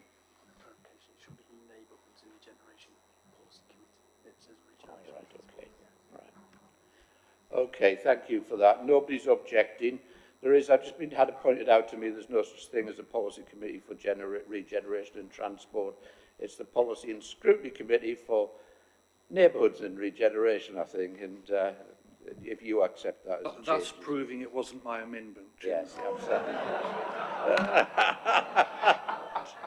Councillor Stevens, touche. Okay, right. Anyway, Steve, do you want to go ahead and propose it now? Thank you. Yes, thank you. Oh, do I need a seconder at this point? Yes, you do. Okay. Yeah, Propose, and I'll give you a seconder. Councillor Peace, thank you very much. Yeah. Shall I now crack on? Right. Okay. Chairman, my very first parish council meeting in Bryston, the two main items on the agenda were the erosion of the military road and speeding vehicles, especially motorbikes. This has been made worse recently, in all of our opinions locally, due to the motorcycle road race that's coming, or potentially coming to the area. I'm not anti-motorbike, and indeed I hold a motorbike licence. I used to own a BMW 1200 Touring. However, I just cruised on public roads and enjoyed every minute of it. When I wanted to do speed, I went to Norfolk, and I went to Lotus head office and thrashed their elite and Elise around their track. That's the right place for racing, in my opinion. That should be on a track. I have spoken to the police on this issue, and of course they do what they can when they can. They run speed traps, and they can only do that when they are there, and they can't be there all day and all night. Average speed cameras can. Static cameras serve no purpose, as all that happens is drivers and riders slow down for them, speed up again. However, there is no escape from an average speed camera. And the version that I talk about, these can be, they're on trailers, and they have solar panels to charge them, and they can be deployed anywhere. Now, whilst I refer to the military road in my case, that's in my ward, that's what I have a problem with, there are problems elsewhere on the island as well. In fact, very timely, a short while ago, a motorbike just raced past these windows, and I think everybody probably heard it. You only need to be anywhere near the military road at weekends to hear the screaming sound of motorbikes at full revs that sounds like Brands Hatch on race days, and this is relentless all day long. Funds are available in the budget, as we in this year's budget we put a sum into the line in the budget for that. I've done some research, so I do have brochures and what have you that are available. I can pass on to the Cabinet so they can have a view of those. At Bryston Parish meeting just last night, we had a meeting with the organisers of the Isle of Wight road races. And I asked the question of the organisers, would they be prepared or willing to contribute to road safety matter and help to fund such equipment? And they said they would be open to such discussions. So Cabinet, take note. And that's really what I need to say at this point in time. I just hope that this gets supported. Thank you, Chairman. Thank you, Steve. Councillor Peace, do you want to say anything? Thank you, Chair. Yeah, I fully support this this motion by Councillor Hastings, and actually it falls on from a lot of work that Councillor Claire Mosdell did during the last administration. She really pushed the idea of speed cameras and so on and so forth through with the council. I support it specifically in my area. The Whitwell Road along from Ventnor is notorious for speeding motorbikes, speeding cars, and even through Sleepy St Lawrence, where I live, numerous complaints about cars going far too fast down country roads, and I'm quite sure that it is a common problem around the island. There's no point in having speed limits, and there's no point talking about lowering speed limits to 20 miles an hour if you're not even going to enforce the speed limits we've already got in place. The only way to enforce speed limits is by purchasing cameras so that we can enforce those rules. So that's, for my reason, is why I fully support Councillor Steve Hastings. Thank you. Thank you, Gary. Anybody else wish to speak? Councillor Dole. Ian. Thank you. I was in conversation with Councillor Hastings about this because I'm involved with the police. Well, I'm always getting arrested. Joke. No, one of my daughter's godparents is a road traffic officer. And I questioned him on this when I saw it come up on the agenda. And there was a raised eyebrow. And I made a few notes, if I can indulge you. The plan is with merit, of course, because cameras are very, very useful. The old problem, of course, is you can circumnavigate those. But the Isle of Wight, this is, crucially, is a policing issue because it lost its police road traffic unit for some reason 6 to 7 years ago. And it's probably no coincidence that across the board from 2009, when austerity started, the positive results have plateaued. You find the statistics, it's a flat line. And now, from 2019, the negative results are going back up. Ultimately, more road deaths. Now, this is across the UK, and including the island.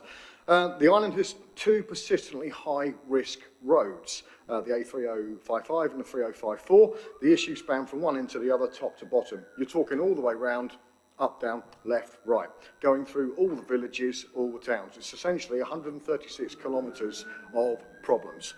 So you would think that mobile cameras could be the answer. Well, I'm not convinced, and crucially, nor the police officers I speak to. I know, Councillor Hastings, you spoke to a member of ARV, yes? That's great, but ARV are tasked for armed response. Road traffic is their secondary duty, and they can't work the other way round. So if ARV get tasked to go to wherever, that's it. You've lost your road traffic unit, and we are very low on numbers. Also, because of legislation and case law, the police speed camera units can only be in certain locations on the island, and there's nothing that we can do about that.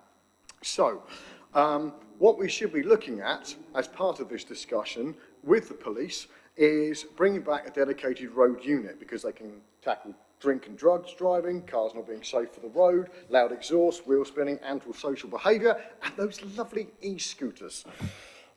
So, in the short term, perhaps we should, as some other councillors like Councillor Pitch, and I know Laura's done this as well, consider starting speed watch campaigns in their parishes, utilising the parishes, parish councillors they have, and ward councillors like I'm doing, because in the run-up to the election, I got off my butt, and from one of my military friends, I got out there with a speed camera, and over the course of a week, it was something like 1 in 40 were abiding by the rules and speeding in Fishbourne. In Binstead, it was even worse. It was something like 2 in 80. So we have a clear problem island-wide. So where I applaud the idea of the cameras and investigation, I think it really needs to be taken quite deeply with Councillor Stevens and the suggestions he's made, but also get the police and the boots on the ground to see this day in, day out. and that we can all work a solution to agree to. Thank you, Councillor Dorr. Councillor Jones-Evans. Thank you, Chair. As I have bored this, this chamber for many, many years, I'm going to mention 20 mile per hour again. And so I firmly believe that by having a policy of 20 mile per hour as the standard speed limit in our towns and village centres and residential roads, then people will understand about what is acceptable in what areas. Because it's very confusing at the moment. You go through Brading, you have to go 20 mile per hour. You go through Knighton, you can go through at 30 miles per hour. So you need that consistency of approach, because when it's very difficult, if most people are abiding by the law, then you know, it's sort of almost self-enforcing by having that message. I did write to government and asking for them to make it law, as they have done now in Wales, and Scotland are following suit. But Grant Shapps declined to take me up on my offer. I really hope that you know, in a few years' time, speeding in vehicles will be seen in the same way as drink driving was in the past. We've come on from there. That's not acceptable behaviour anymore. Wearing seat belts, again, that we all wear our seat belts now. So it's just another part of our journey in being responsible drivers. You know, it's probably half the problem why people don't want to get out on their bikes, because it's so dangerous on our roads. Our KSI statistics are not great, nothing to be proud of. But I'm not sure entirely by putting the responsibility back onto residents and our very stretched police force that we're actually going to make any progress. So I firmly believe that by taking the route of 20 mile per hour in our towns and village centres, where people work, where people learn, where people play, that is the way forward for this island.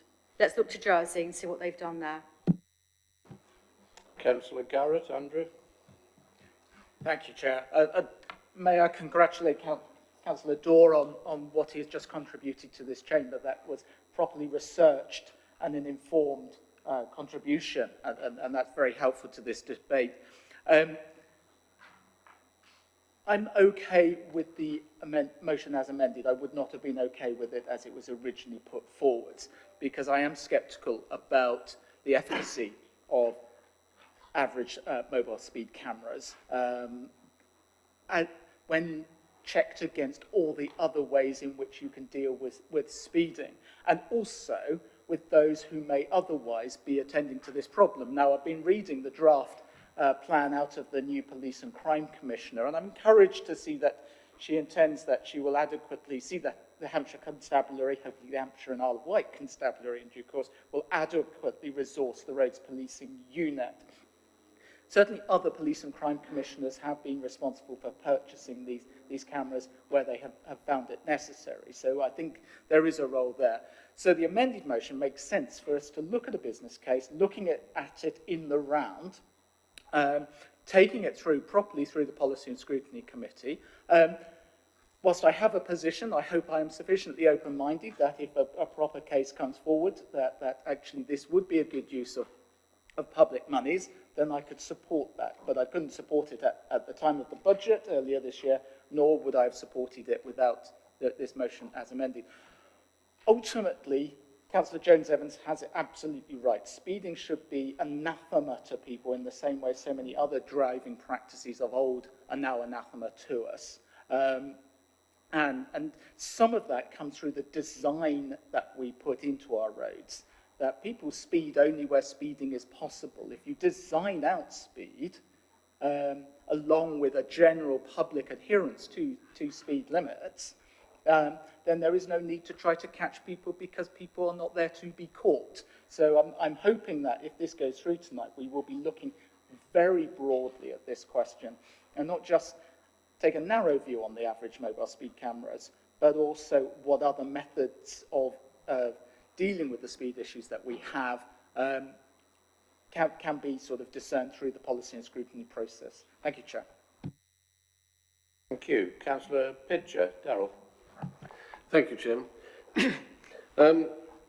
I'd like to start by supporting everything that Councillor Dorr said, and particularly with respect to Community Speed Watch, which I think is very important for the island and a very important way forward, because We know in reality that the police are underfunded, and we know in reality that unless the community themselves take this matter into hand, very little is actually going to happen because none of the authorities really have the resources that they should.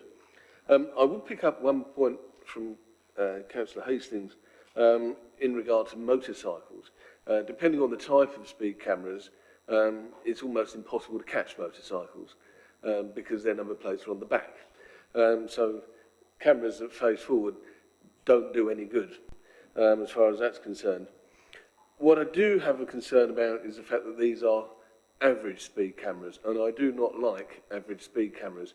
I worked in Scotland for a while, and one of the biggest concerns of just about everyone in that country is the average speed cameras on the A9, which have proved to be extremely divisive, and having driven the A9 and used those average speed cameras, quite frankly, it can put you in a very dangerous situation at times. They are not as safe, in my view, as ordinary speed cameras. So I would never support anything that suggested average speed cameras for that reason. On 20 miles an hour, though, I agree with Councillor Jones-Evans, and Scotland actually there are in the process of they have a new sort of coalition in power there in Holyrood, and one of their stated aims is to include 20 mile an hour in all built-up areas, which is very sensible in my view.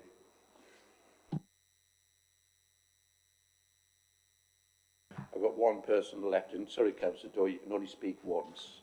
Okay. That's the reaction I got earlier on. Councillor Bacon. Jonathan. Thank you, Chair. Perhaps I should firstly warn Councillor Pitcher that just because cameras are on one side of the road, it doesn't mean they can't catch you on the other side. That's one of those urban myths. I very much agree with Councillor Jones-Evans about 20 miles an hour, but I am deeply impressed by, and it's a shame we can't hear from Ian again because he said some very wise things, and they were well researched, and I think there's a lot of sense there. I'm, of course, the member for Brading, which was referred to by Councillor Jones-Evans as having a 20 mile an hour speed limit, but if you say that to the residents of Brading, they won't believe you. They don't think there's any value in that current restriction on Brading High Street, because the real issue is, as has been hinted at, the lack of police presence, and even when it's there, the lack of willingness to do anything about this issue. As such, I very much welcome Councillor Stevens' amendment and take a similar stance to Councillor Garrett, because I would like to think that if we follow through what is being set out in that amendment, we can actually look at what is the real problem here, as highlighted by Councillor Dorr, which is actually getting the police to do something about this issue. So on that basis, I will support the amended motion.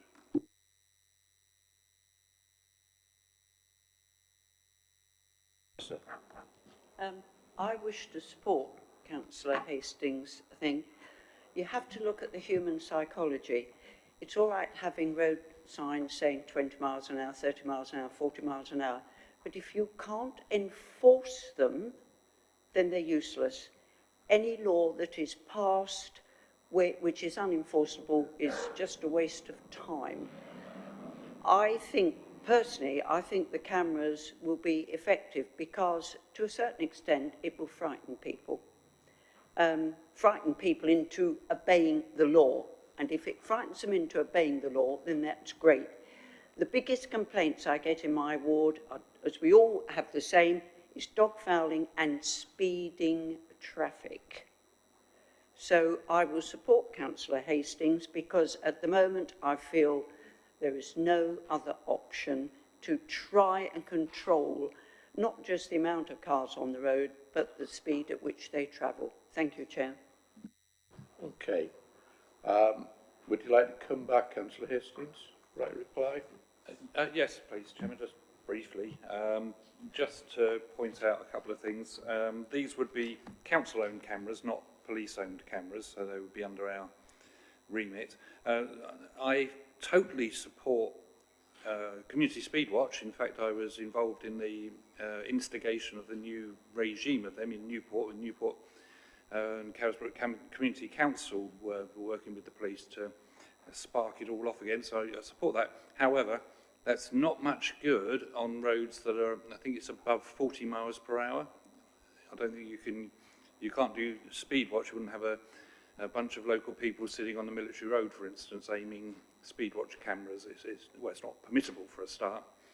Councillor Churchman is right. This, if nothing else, they would be a deterrent, and a deterrent is important. I'm happy with the amendment, as I've stated, and I think that all that's been said about that, all the more parameters, the further that we can go, the better. And the fact that this is highlighting the horrendous speed issues that we have across the island. So I will rest it there. Thank you, Chairman. Okay, thank you. Okay, I'll put the motion as amended by agreement to the vote. All those in favour, please show. I think we're okay there. I think that's... Is there anybody against? One over there. Anybody else? Abstentions? One abstention. Okay. Carried overwhelmingly with one against and one abstention. Okay. Right. Item C is by a motion by Councillor Joe Lever. Joe. Thank you, Chair, and apologies, you'll have to indulge a Green talking about climate change. Humans have caused irreversible climate change, the impacts of which are already being felt in the UK and around the world. Global temperatures have increased by 1.2 degrees Celsius from pre-industrial levels, and the natural world has reached a crisis point, with currently 28% of all plants and animals currently threatened with extinction. The UK is one of the most nature-depleted countries in the world, as stated by the WWF, and more than 1 in 7 of our plants and animals face extinction, with more than 40% also in decline.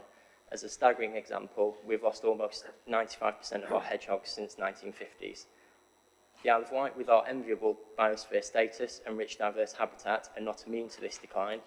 Given the significance of our island for various plants and wildlife and our specific vulnerabilities to now inevitably more frequent and extreme weather events, greater protections and actions are necessary. Just over 2 years ago, the Isle of Wight Council declared its own climate emergency, and we are making really good progress on hitting our targets, as are many other councils. However, our efforts, whilst vital and of the utmost importance, cannot resolve the colossal challenges we face without greater national and global action and support. But this doesn't need to be just a doom and gloom story, and seeing the opportunity in the actions that we take is key. However, the UK does need legally enforceable nature targets so that by 2030, nature is visibly and measurably on the path of recovery. The Climate and Ecological Emergency Bill aims to do just that and is backed by leading scientists and experts from up and down the country, 115 MPs and 29 peers from across the political spectrum, and 103 councils have already declared their support for the bill. Members, I urge you, let us add our voice to that support. Let's pass this motion and send a clear message to Parliament that we recognise we're at a pinnacle point in the fight against our own undoing, and that we need bolder action from those in positions to do so, and just in time for COP26. Is there a seconder for the motion? Councillor Jarman, thank you. Do you wish to speak? Okay. Anybody else wish to speak? Councillor Bacon, Jonathan. Thank you, Chair.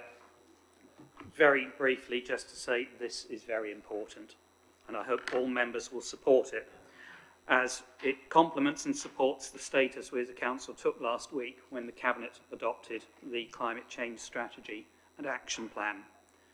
We're now committed to achieving net carbon neutrality as a council by 2030, in our schools by 2035, and across the whole island by 2040. It's not going to be easy, and every sensible assistance that supports attaining those targets should and must be pursued. And where national legislation supports that, we must support it. So on that basis, I'd be very pleased to support this motion, and I hope everyone else will. Thank you. Anybody else wish to... Oh, sorry, Councillor Lilly. Thank you, Chair. It seems a long time ago when Councillor Hastings and I were actually talking to get cross-party support for the climate emergency back in May 2019, which we succeeded in doing. And it's interesting to note that in October 2019, the Isle of Wight took second place in England and Wales with the Friends of the Earth in tackling climate change. So it was actually fantastic that actually last week, with the hard work now of Councillor Bacon, that we actually got through our climate strategy through that. But I do think there needs to be credit to, I know from Councillor Hastings, in getting a regular environmental forum, particularly with the work of officers like Natasha Dix, in actually, believing in it and actually getting it through. I think this is just an evolution of the travel that we have for our Green Islands. It is important what we do is part of a national agenda. So I think I'd support this motion absolutely 100%. I think you would expect that because it actually is in the direction that we are travelling in and leading on. So I do recommend that we support this motion. Thank you. Councillor Pitcher. Darrell. Thank you, Chairman. I'm going to be the one. If we're to support the CEE bill and recommend it to the Islands MP, then we must look in the detail of the contents rather than just admire the front cover of the document. Once looked at properly, the real underlying narrative comes out. This is when we realise that this bill is little more than a form of hard socialism via the back door. The bill as it stands before Parliament says, under Section 5(1)(a), the Secretary of State must include the recommendations of a Citizens' Assembly set up and paid for the purpose of this bill. I've always been against Citizens' Assemblies, particularly when they can direct elected members. Let us look at the previous Citizens' Climate Assembly. The members were, by admission of the organisers, hand-picked, and they were given hand-picked advisors to guide them. With this in place, the outcome was never in doubt. The proposed Citizens' Assembly will no doubt work on the same basis, which is why I'm against it and other self-appointed bodies being allowed to dictate to elected representatives. The second major concern is contained at 3F, and I quote, must take into consideration the United Kingdom's present and historical role in global emissions and comparative economic situation as indicated by the Paris Agreement, and apply the principles of international equity and intergenerational equity. Equity, for those not in the know, greatly differs from equality. Equity means equal outcomes rather than equal opportunities. As this section relates to the UK's economic situation versus the rest of the world, it should be pointed out that current UK GDP is at about £29,000 per person, while the world average is £13,000. This means we have a long way to fall before equity is reached. Many who live on the Isle of Wight will feel the effects of attempting worldwide equity the hardest. Asset-rich but cash-poor pensioners will be at the wrong end of the misery proposed. I support efforts to reduce the environmental impact of mankind, but I remain convinced that the free market can deliver the results needed when given the correct impetus. What we are witnessing, however, is a big government response where self-appointed people dictate the economic future of millions. Be under no illusion, this is what we are really voting on tonight. Thank you, Darrell. Councillor Quigley-Richard. I think this government would be surprised to be called hard socialist. They'd give Kim Jong-il a run for his money at the moment. I think two things. Firstly, this is presented by the Green Party, I point out. The clue's in the name, Dal. Firstly, Joe, I do fully support what you're saying. Secondly, if you need any reason to support it, just listen to what Darrell's just said. And thirdly, I don't think it goes far enough. I think we're in very danger of being net zero carbon washed here. Is net zero carbon in itself doesn't mean anything and can actually have the opposite effect and lead to increased levels of CO2. I think what we should be doing as a council is committing to real terms at CO2 reduction rather than just net zero. And we recently were offered by Southern Water the free use of a regenerative agricultural consultant, which I won't go into the detail of now, but that can help sink carbon. I think we should take that offer up. So I'm in support of the motion. Councillor Jones-Evans, Julie. Thank you, Chair. Yes, I thank Councillor Lee for bringing this forward, and I wholeheartedly support this motion and the actions that he'd like us to take this evening.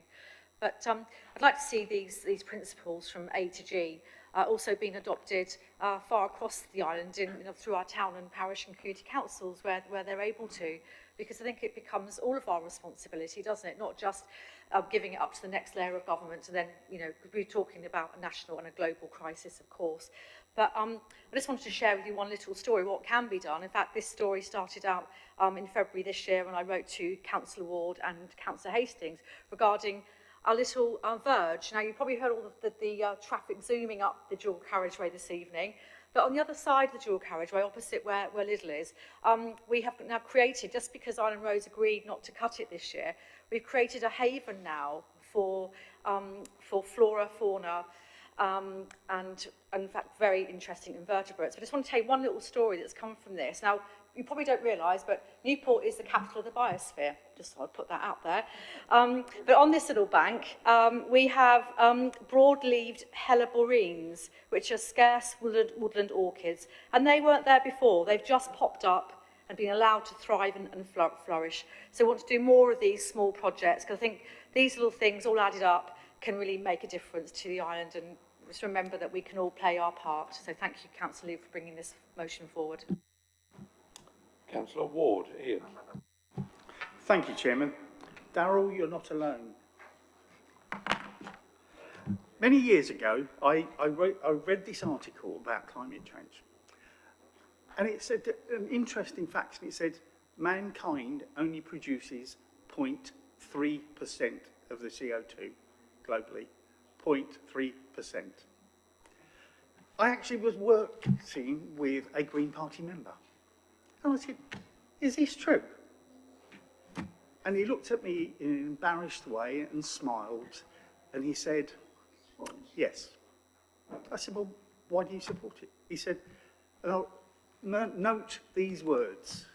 If we told the truth, nobody would support us. Okay? So I've carried on doing investigations into climate change. Many eminent scientists say climate change is inevitable. No matter what you do, it is going to happen. These scientists are unheard. You all heard of James Bellamy. He says this is a complete load of rubbish. It is going to happen. Whatever you do, it is going to happen. Okay? And I take my lead from these scientists who are not heard. And you can shake your head, but you were not told the truth. You have been duped, okay? So, we're talking about COP22, and we're going to do this, and we're going to do that. And the Chinese have said, oh, no, we're not. And the Americans have said, oh, no, we're not. And the Indians have said, oh, no, we're not. So little old Isle of Wight is going to change the world. Is England even going to change the world? No, you're not, okay? I would much rather see effort put into combating the consequences of climate change. It's going to happen, okay? No good saying it's not. It's going to happen. You get flooding. Are we taking measures to defend ourselves against that flooding? Things like that. So I'm not a climate change denier.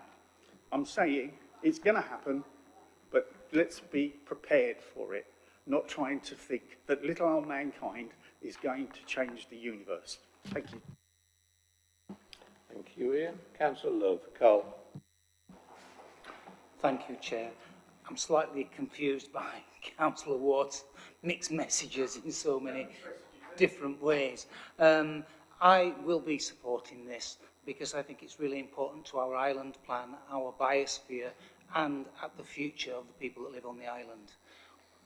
All these small things that we do add up to something great, and if we can get the rest of the world to make small changes, then we can make a difference.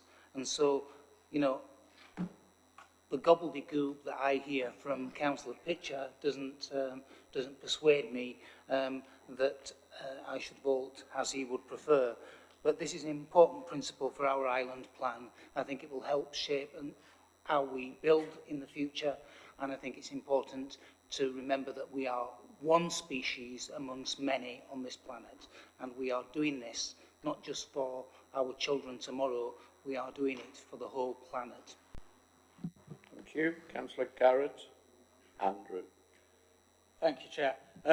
Having read the bill earlier today, I was impressed actually with a way in which a bill constructed by people sensibly talking together can come up with something that can direct the way in which government can attack a real and pressing crisis that we face. It sets out a pathway to achieving that strategy by which we achieve mitigations to climate change. Climate change is being driven by humankind's emissions of climate-changing gases, and, which are not just carbon dioxide. It must be remembered that methane and other gases contribute to that. Now, some of you may recall recently an article in the news about the impact that getting rid of, I can't remember the name of those chemicals that were in all our sprays many years ago, CFCs. By tackling that, that actually had a significant effect on reducing the otherwise climate change that would have resulted, because CFCs are also greenhouse gases. So little old people, little young people, little old places can achieve big things when they work together. And that's the purpose of the Paris Agreement, of COP and whatever, to make these global changes. This bill is worthy of support. I've read it and compared it with what Councillor Pitcher was reading out, and he may be helped in his concerns about the march of hard socialism in the United Kingdom, that of the phrases that he read out, I believe they were phrases from the first of the bills, and it's now been revised after consultation, and some of that has now been... before Parliament at the moment. It doesn't appear to be the one that's presented by Caroline Lucas at the moment. On the website, read it. I've been saying at the parliamentary website as well, so it seems to be a different wording. But whether or not, it does present a sensible plan. Councillor Ward is wrong. We can achieve change. And ultimately, the IPCC is made up of many, many very, very qualified scientists. Just because a few might say differently doesn't mean that the overwhelming consensus of the scientific community isn't that humankind is causing climate change, and it can be addressed by taking certain measures. Ultimately, it can be small amounts, but we all know the phrase that it is the straw that broke the camel's back. Tiny things do cause catastrophic changes.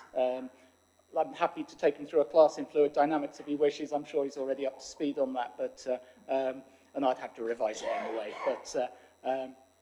But we need to accept that we have to do something. Thank you, Andrew. And this is a way of doing it. Can I just say to councillors that we've got just under 7 minutes left. Can I suggest that if you're in favour of this motion, you don't speak, if you want to get it through. Okay, just a bit of tactics there for you, because some of you don't realise it. I've got Councillor Hastings. Steve. Chairman, you've made that awkward for me. I find myself in somewhat of a difficult place here, because I support everything environmental, as I did before with Councillor Lilly, as he knows, and we sat down and worked a motion where we declared a climate emergency. I was instrumental in that, of course, and as the former cabinet member, I have worked with officers and others through our Environmental and Sustainability Forum to put together the Climate and Environment Strategy, which Councillor Bacon has continued with since the election in May. I think members of this chamber would agree it is an excellent document and have every confidence that Councillor Bacon will continue to adapt and update this strategy as we go forward. Friends of the Earth, indeed, have listed the Isle of Wight as second in the league table in climate change action. So I think what I'm saying here, this is difficult because we're talking about a parliamentary bill, and I like to deal with council matters, and we've dealt with a council matter, we've declared a climate emergency, we've created a strategy, and we're working through that, and we are doing good things for this island. There is also another parliamentary bill, which is the Environment Bill. The Government's bill, it's had its third reading. It's now in the House of Lords, and it's at the report stage after the second reading. Third reading to come, and then it gets into the final stages. So, if members haven't read that environmental bill, I would highly recommend it, but you probably need about 3 or 4 days to get through it. It has just about everything you can imagine in it. So I think what I'm saying is I support it in principle, but I can't actually support it because we're already doing it as a government and as a council. I don't see anything new here that we can get to grips with that's not already been dealt with, looked at or worked on. So in that respect, Chairman, I'm probably saying that I'll probably abstain on this one because I can't place my opinion one way or the other. Thank you. Thank you, Steve. Right. I don't want to have wasted the last 27 minutes on this motion, so I'm not going to call Councillors Andre or Daw. Okay?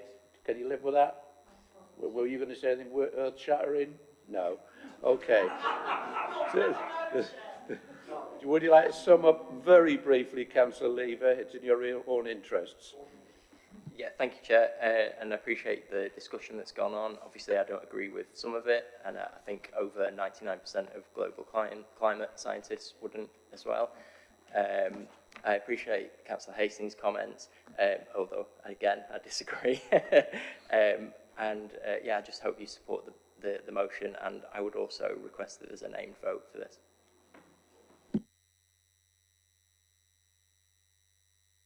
Okay, so this will be a named vote. The monitoring officer will call your name out. All you have to say is whether for or against. You don't need any other embellishments. For or against is quite sufficient, okay? And you'll be reprimanded by me if you say any more, Laura. Okay? All right? Okay, so we'll start off with Councillor Adams. Thank you, Mr. Potter. Well, Councillor P.C. Wilcox first. Laura. Oh, thank you. Councillor Adams. Thank you. Councillor Andre. Thank you. Councillor Bacon. Thank you. Councillor Daw. Thank you. Councillor Downer. Thank you. Councillor Fuller. 4. Thank you. Councillor Jarman. 4. Thank you. Councillor Jones-Evans. 4. Thank you. Councillor Jordan. 4. Thank you. Councillor Lever. 4. Thank you. Councillor Lilly. 4. Thank you. Councillor Love. 4. Thank you. Councillor Lucioni. 4. Thank you. Councillor Stevens. 4. Thank you. Councillor Garrett. 4. Thank you. Councillor Pitcher. Okay. Thank you. Councillor Quigley. 4. Thank you. Councillor Beston. Against. Thank you. Councillor Churchman. Against. Thank you. Councillor Drew. 4. 4. Thank you. Councillor Hastings. Abstain. Thank you. Councillor Hendry. 4. Thank you. Councillor Nicholson. Abstain. Thank you. Councillor Oliver. Thank you. Councillor Peace. Thank you. Councillor Price. I don't think made it. No. Thank you. Councillor Redrup. Abstain. Thank you. Councillor Robertson. Against. Thank you. Councillor Spink. Abstain. Thank you. Councillor Ward. Against. Thank you. Councillor Critchison. 4. 4. Thank you. And Councillor Brodie. 4. Thank you.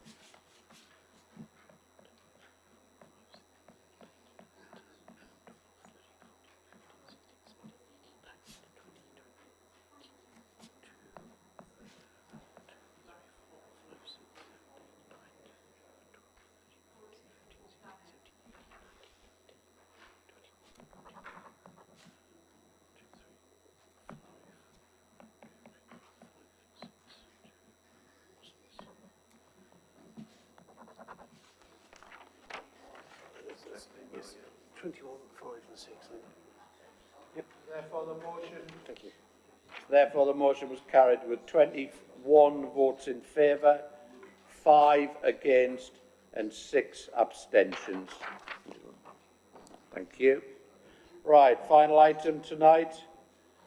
Members' question time of the leader. Bear in mind that you will only be guaranteed a response if you put a question in time, in writing. I understand we have one of those from Councillor Quigley. Councillor Quigley, Richard. Yes, in section 2.43 of the Island Plan, the issues we face, it states the laudable aim of increasing the average wage of islanders to £600 a week by 2027. Does the Leader and the Council agree that as a serious step towards this and showing leadership, the Council should become an accredited real living wage employer, so £9.50 an hour and no lower, and a time limit should be set for all suppliers to commit to do the same? I have asked as well, I know I only get one question in Laura, but I'm allowed as many of the Cabinet afterwards, so I will put my hand up again. Thank you. Thanks, Councillor Quigley, and thank you for the notification. It's one of our, as the Alliance's aspirations is to help people out of poverty, along with working with the voluntary sector. But it is a complex challenge, and it's likely to need a multi-agency approach for its achievement. Becoming a real living wage employer might be one approach that we could take addressing this challenge. But we must first understand the impact it would have on the Council's wider financial position. So, for example, it would be no good increasing the minimum wage paid to council and contractor employees if it had to be funded by the loss of a number of job or cuts to services in the community. Our lowest pay grade for council employees in 2021 was £18,191, which at £9.45 an hour and broadly comparable with the real living wage of £9.50. In that year, and is likely to exceed it when the pay award for the current year is finally agreed. The difference between the real living wage and the current national living wage is 59 pence an hour, 23.6 a week, or 1,227.2 a year. The Council will pay £0.5 million to providers of adult social care to accommodate the increase in the national living wage this year. The likely cost of increasing that still further to a real living wage in this sector alone would be in the order of 1.5 million. I'm not saying, no way, that we should not do this. It's just that we need to consider it very carefully and in the round, setting it against all the other competing priorities for council funding from our limited resources. I'm grateful to have you agreed to assist the Alliance administration by leading a piece of work on community wealth building, and I wonder if, as part of that work, you would also consider the impact of your proposal for the council to become a real living wage employer on the council and the wider community. I appreciate your support. Thank you. Okay. Councillor Robertson, Joe. Thank you, Chairman. I did put this in writing about only a few hours before this meeting, so I appreciate that I may not get a response now. My question to the Leader is, has the opportunity passed for the Isle of Wight Council to make any road layout changes to the plan for Ryde Interchange? If the date has passed, when was it? That was quick. Councillor Jordan? Written response.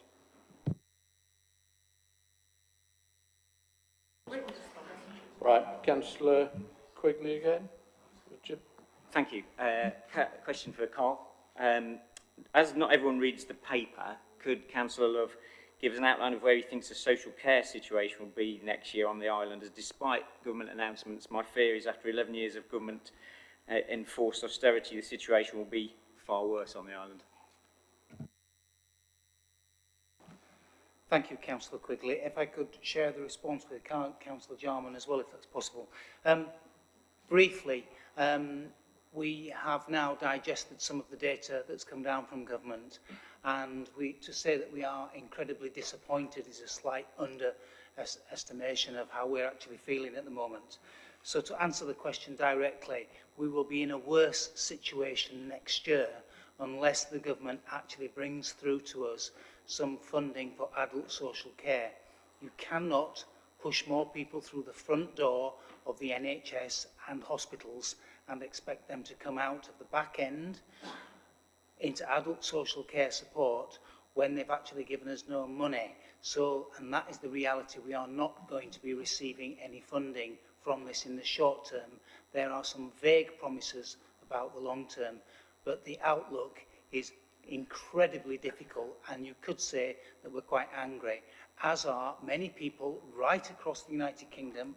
I was in the Local Government Association meeting today, conference for health and well-being, and it was expressed right across the country, from Anglia to Devon to Cornwall and other places, where they anticipate that they will not receive any funding, and that cities will receive more money, but we will not benefit in the short term, and that will create a real-time cut to our services next year. That is the position that we are in now, with no clarity, and we hope that the government will have time to reflect.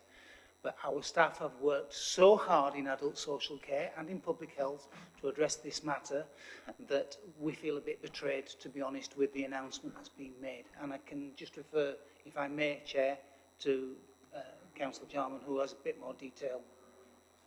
Yes, to add a little bit more to it. We were profoundly disappointed by the announcement that came out from the Tory government last week. We are in the middle of an impact assessment at the moment. The impact assessment on the council should be ready within about another 8 days. That will be going into our budgeting process, but I will give an undertaking now to share that with all of the councillors here within the council. I don't think this is something that needs to be restricted in any way. It will be a severe impact, and all 39 have the right to be appraised of that information. We will be hit in a number of ways, and I'll talk, if I may, until the red light tells me to shut up, because this is a critical point. Firstly, that those under 20,000... You don't actually have 3 minutes. Yes. It's just an answer, and I think Carl's already responded, Chris. Right. I think you've given an indication of what will happen. I think we'll leave it there. Thank you. Right, thank you. Any other questions to which you may... Councillor Quigley? Thank you. I do apologise. I don't get to talk much with the kids. To a relevant cabinet member, possibly to Councillor Stevens, is as ministers have asked every council in the UK to come forward with offers of support for the Afghan resettlement programme within 10 days, what is the council planning to do? It might not be... Written response, because I wouldn't waffle over anything as serious as that. We've got to actually give you the correct information that will go out to all members. I recall, Councillor Stevens, the last independent administration did take some Syrian families at the time, at my urging, which I think happened reasonably successfully, but I hope we will be able to do it. Okay. Anybody else? Okay, that's it. Longer than I like, really, but anyway. Thanks for your attendance. Safe journey home. I formally close the meeting. Thank you.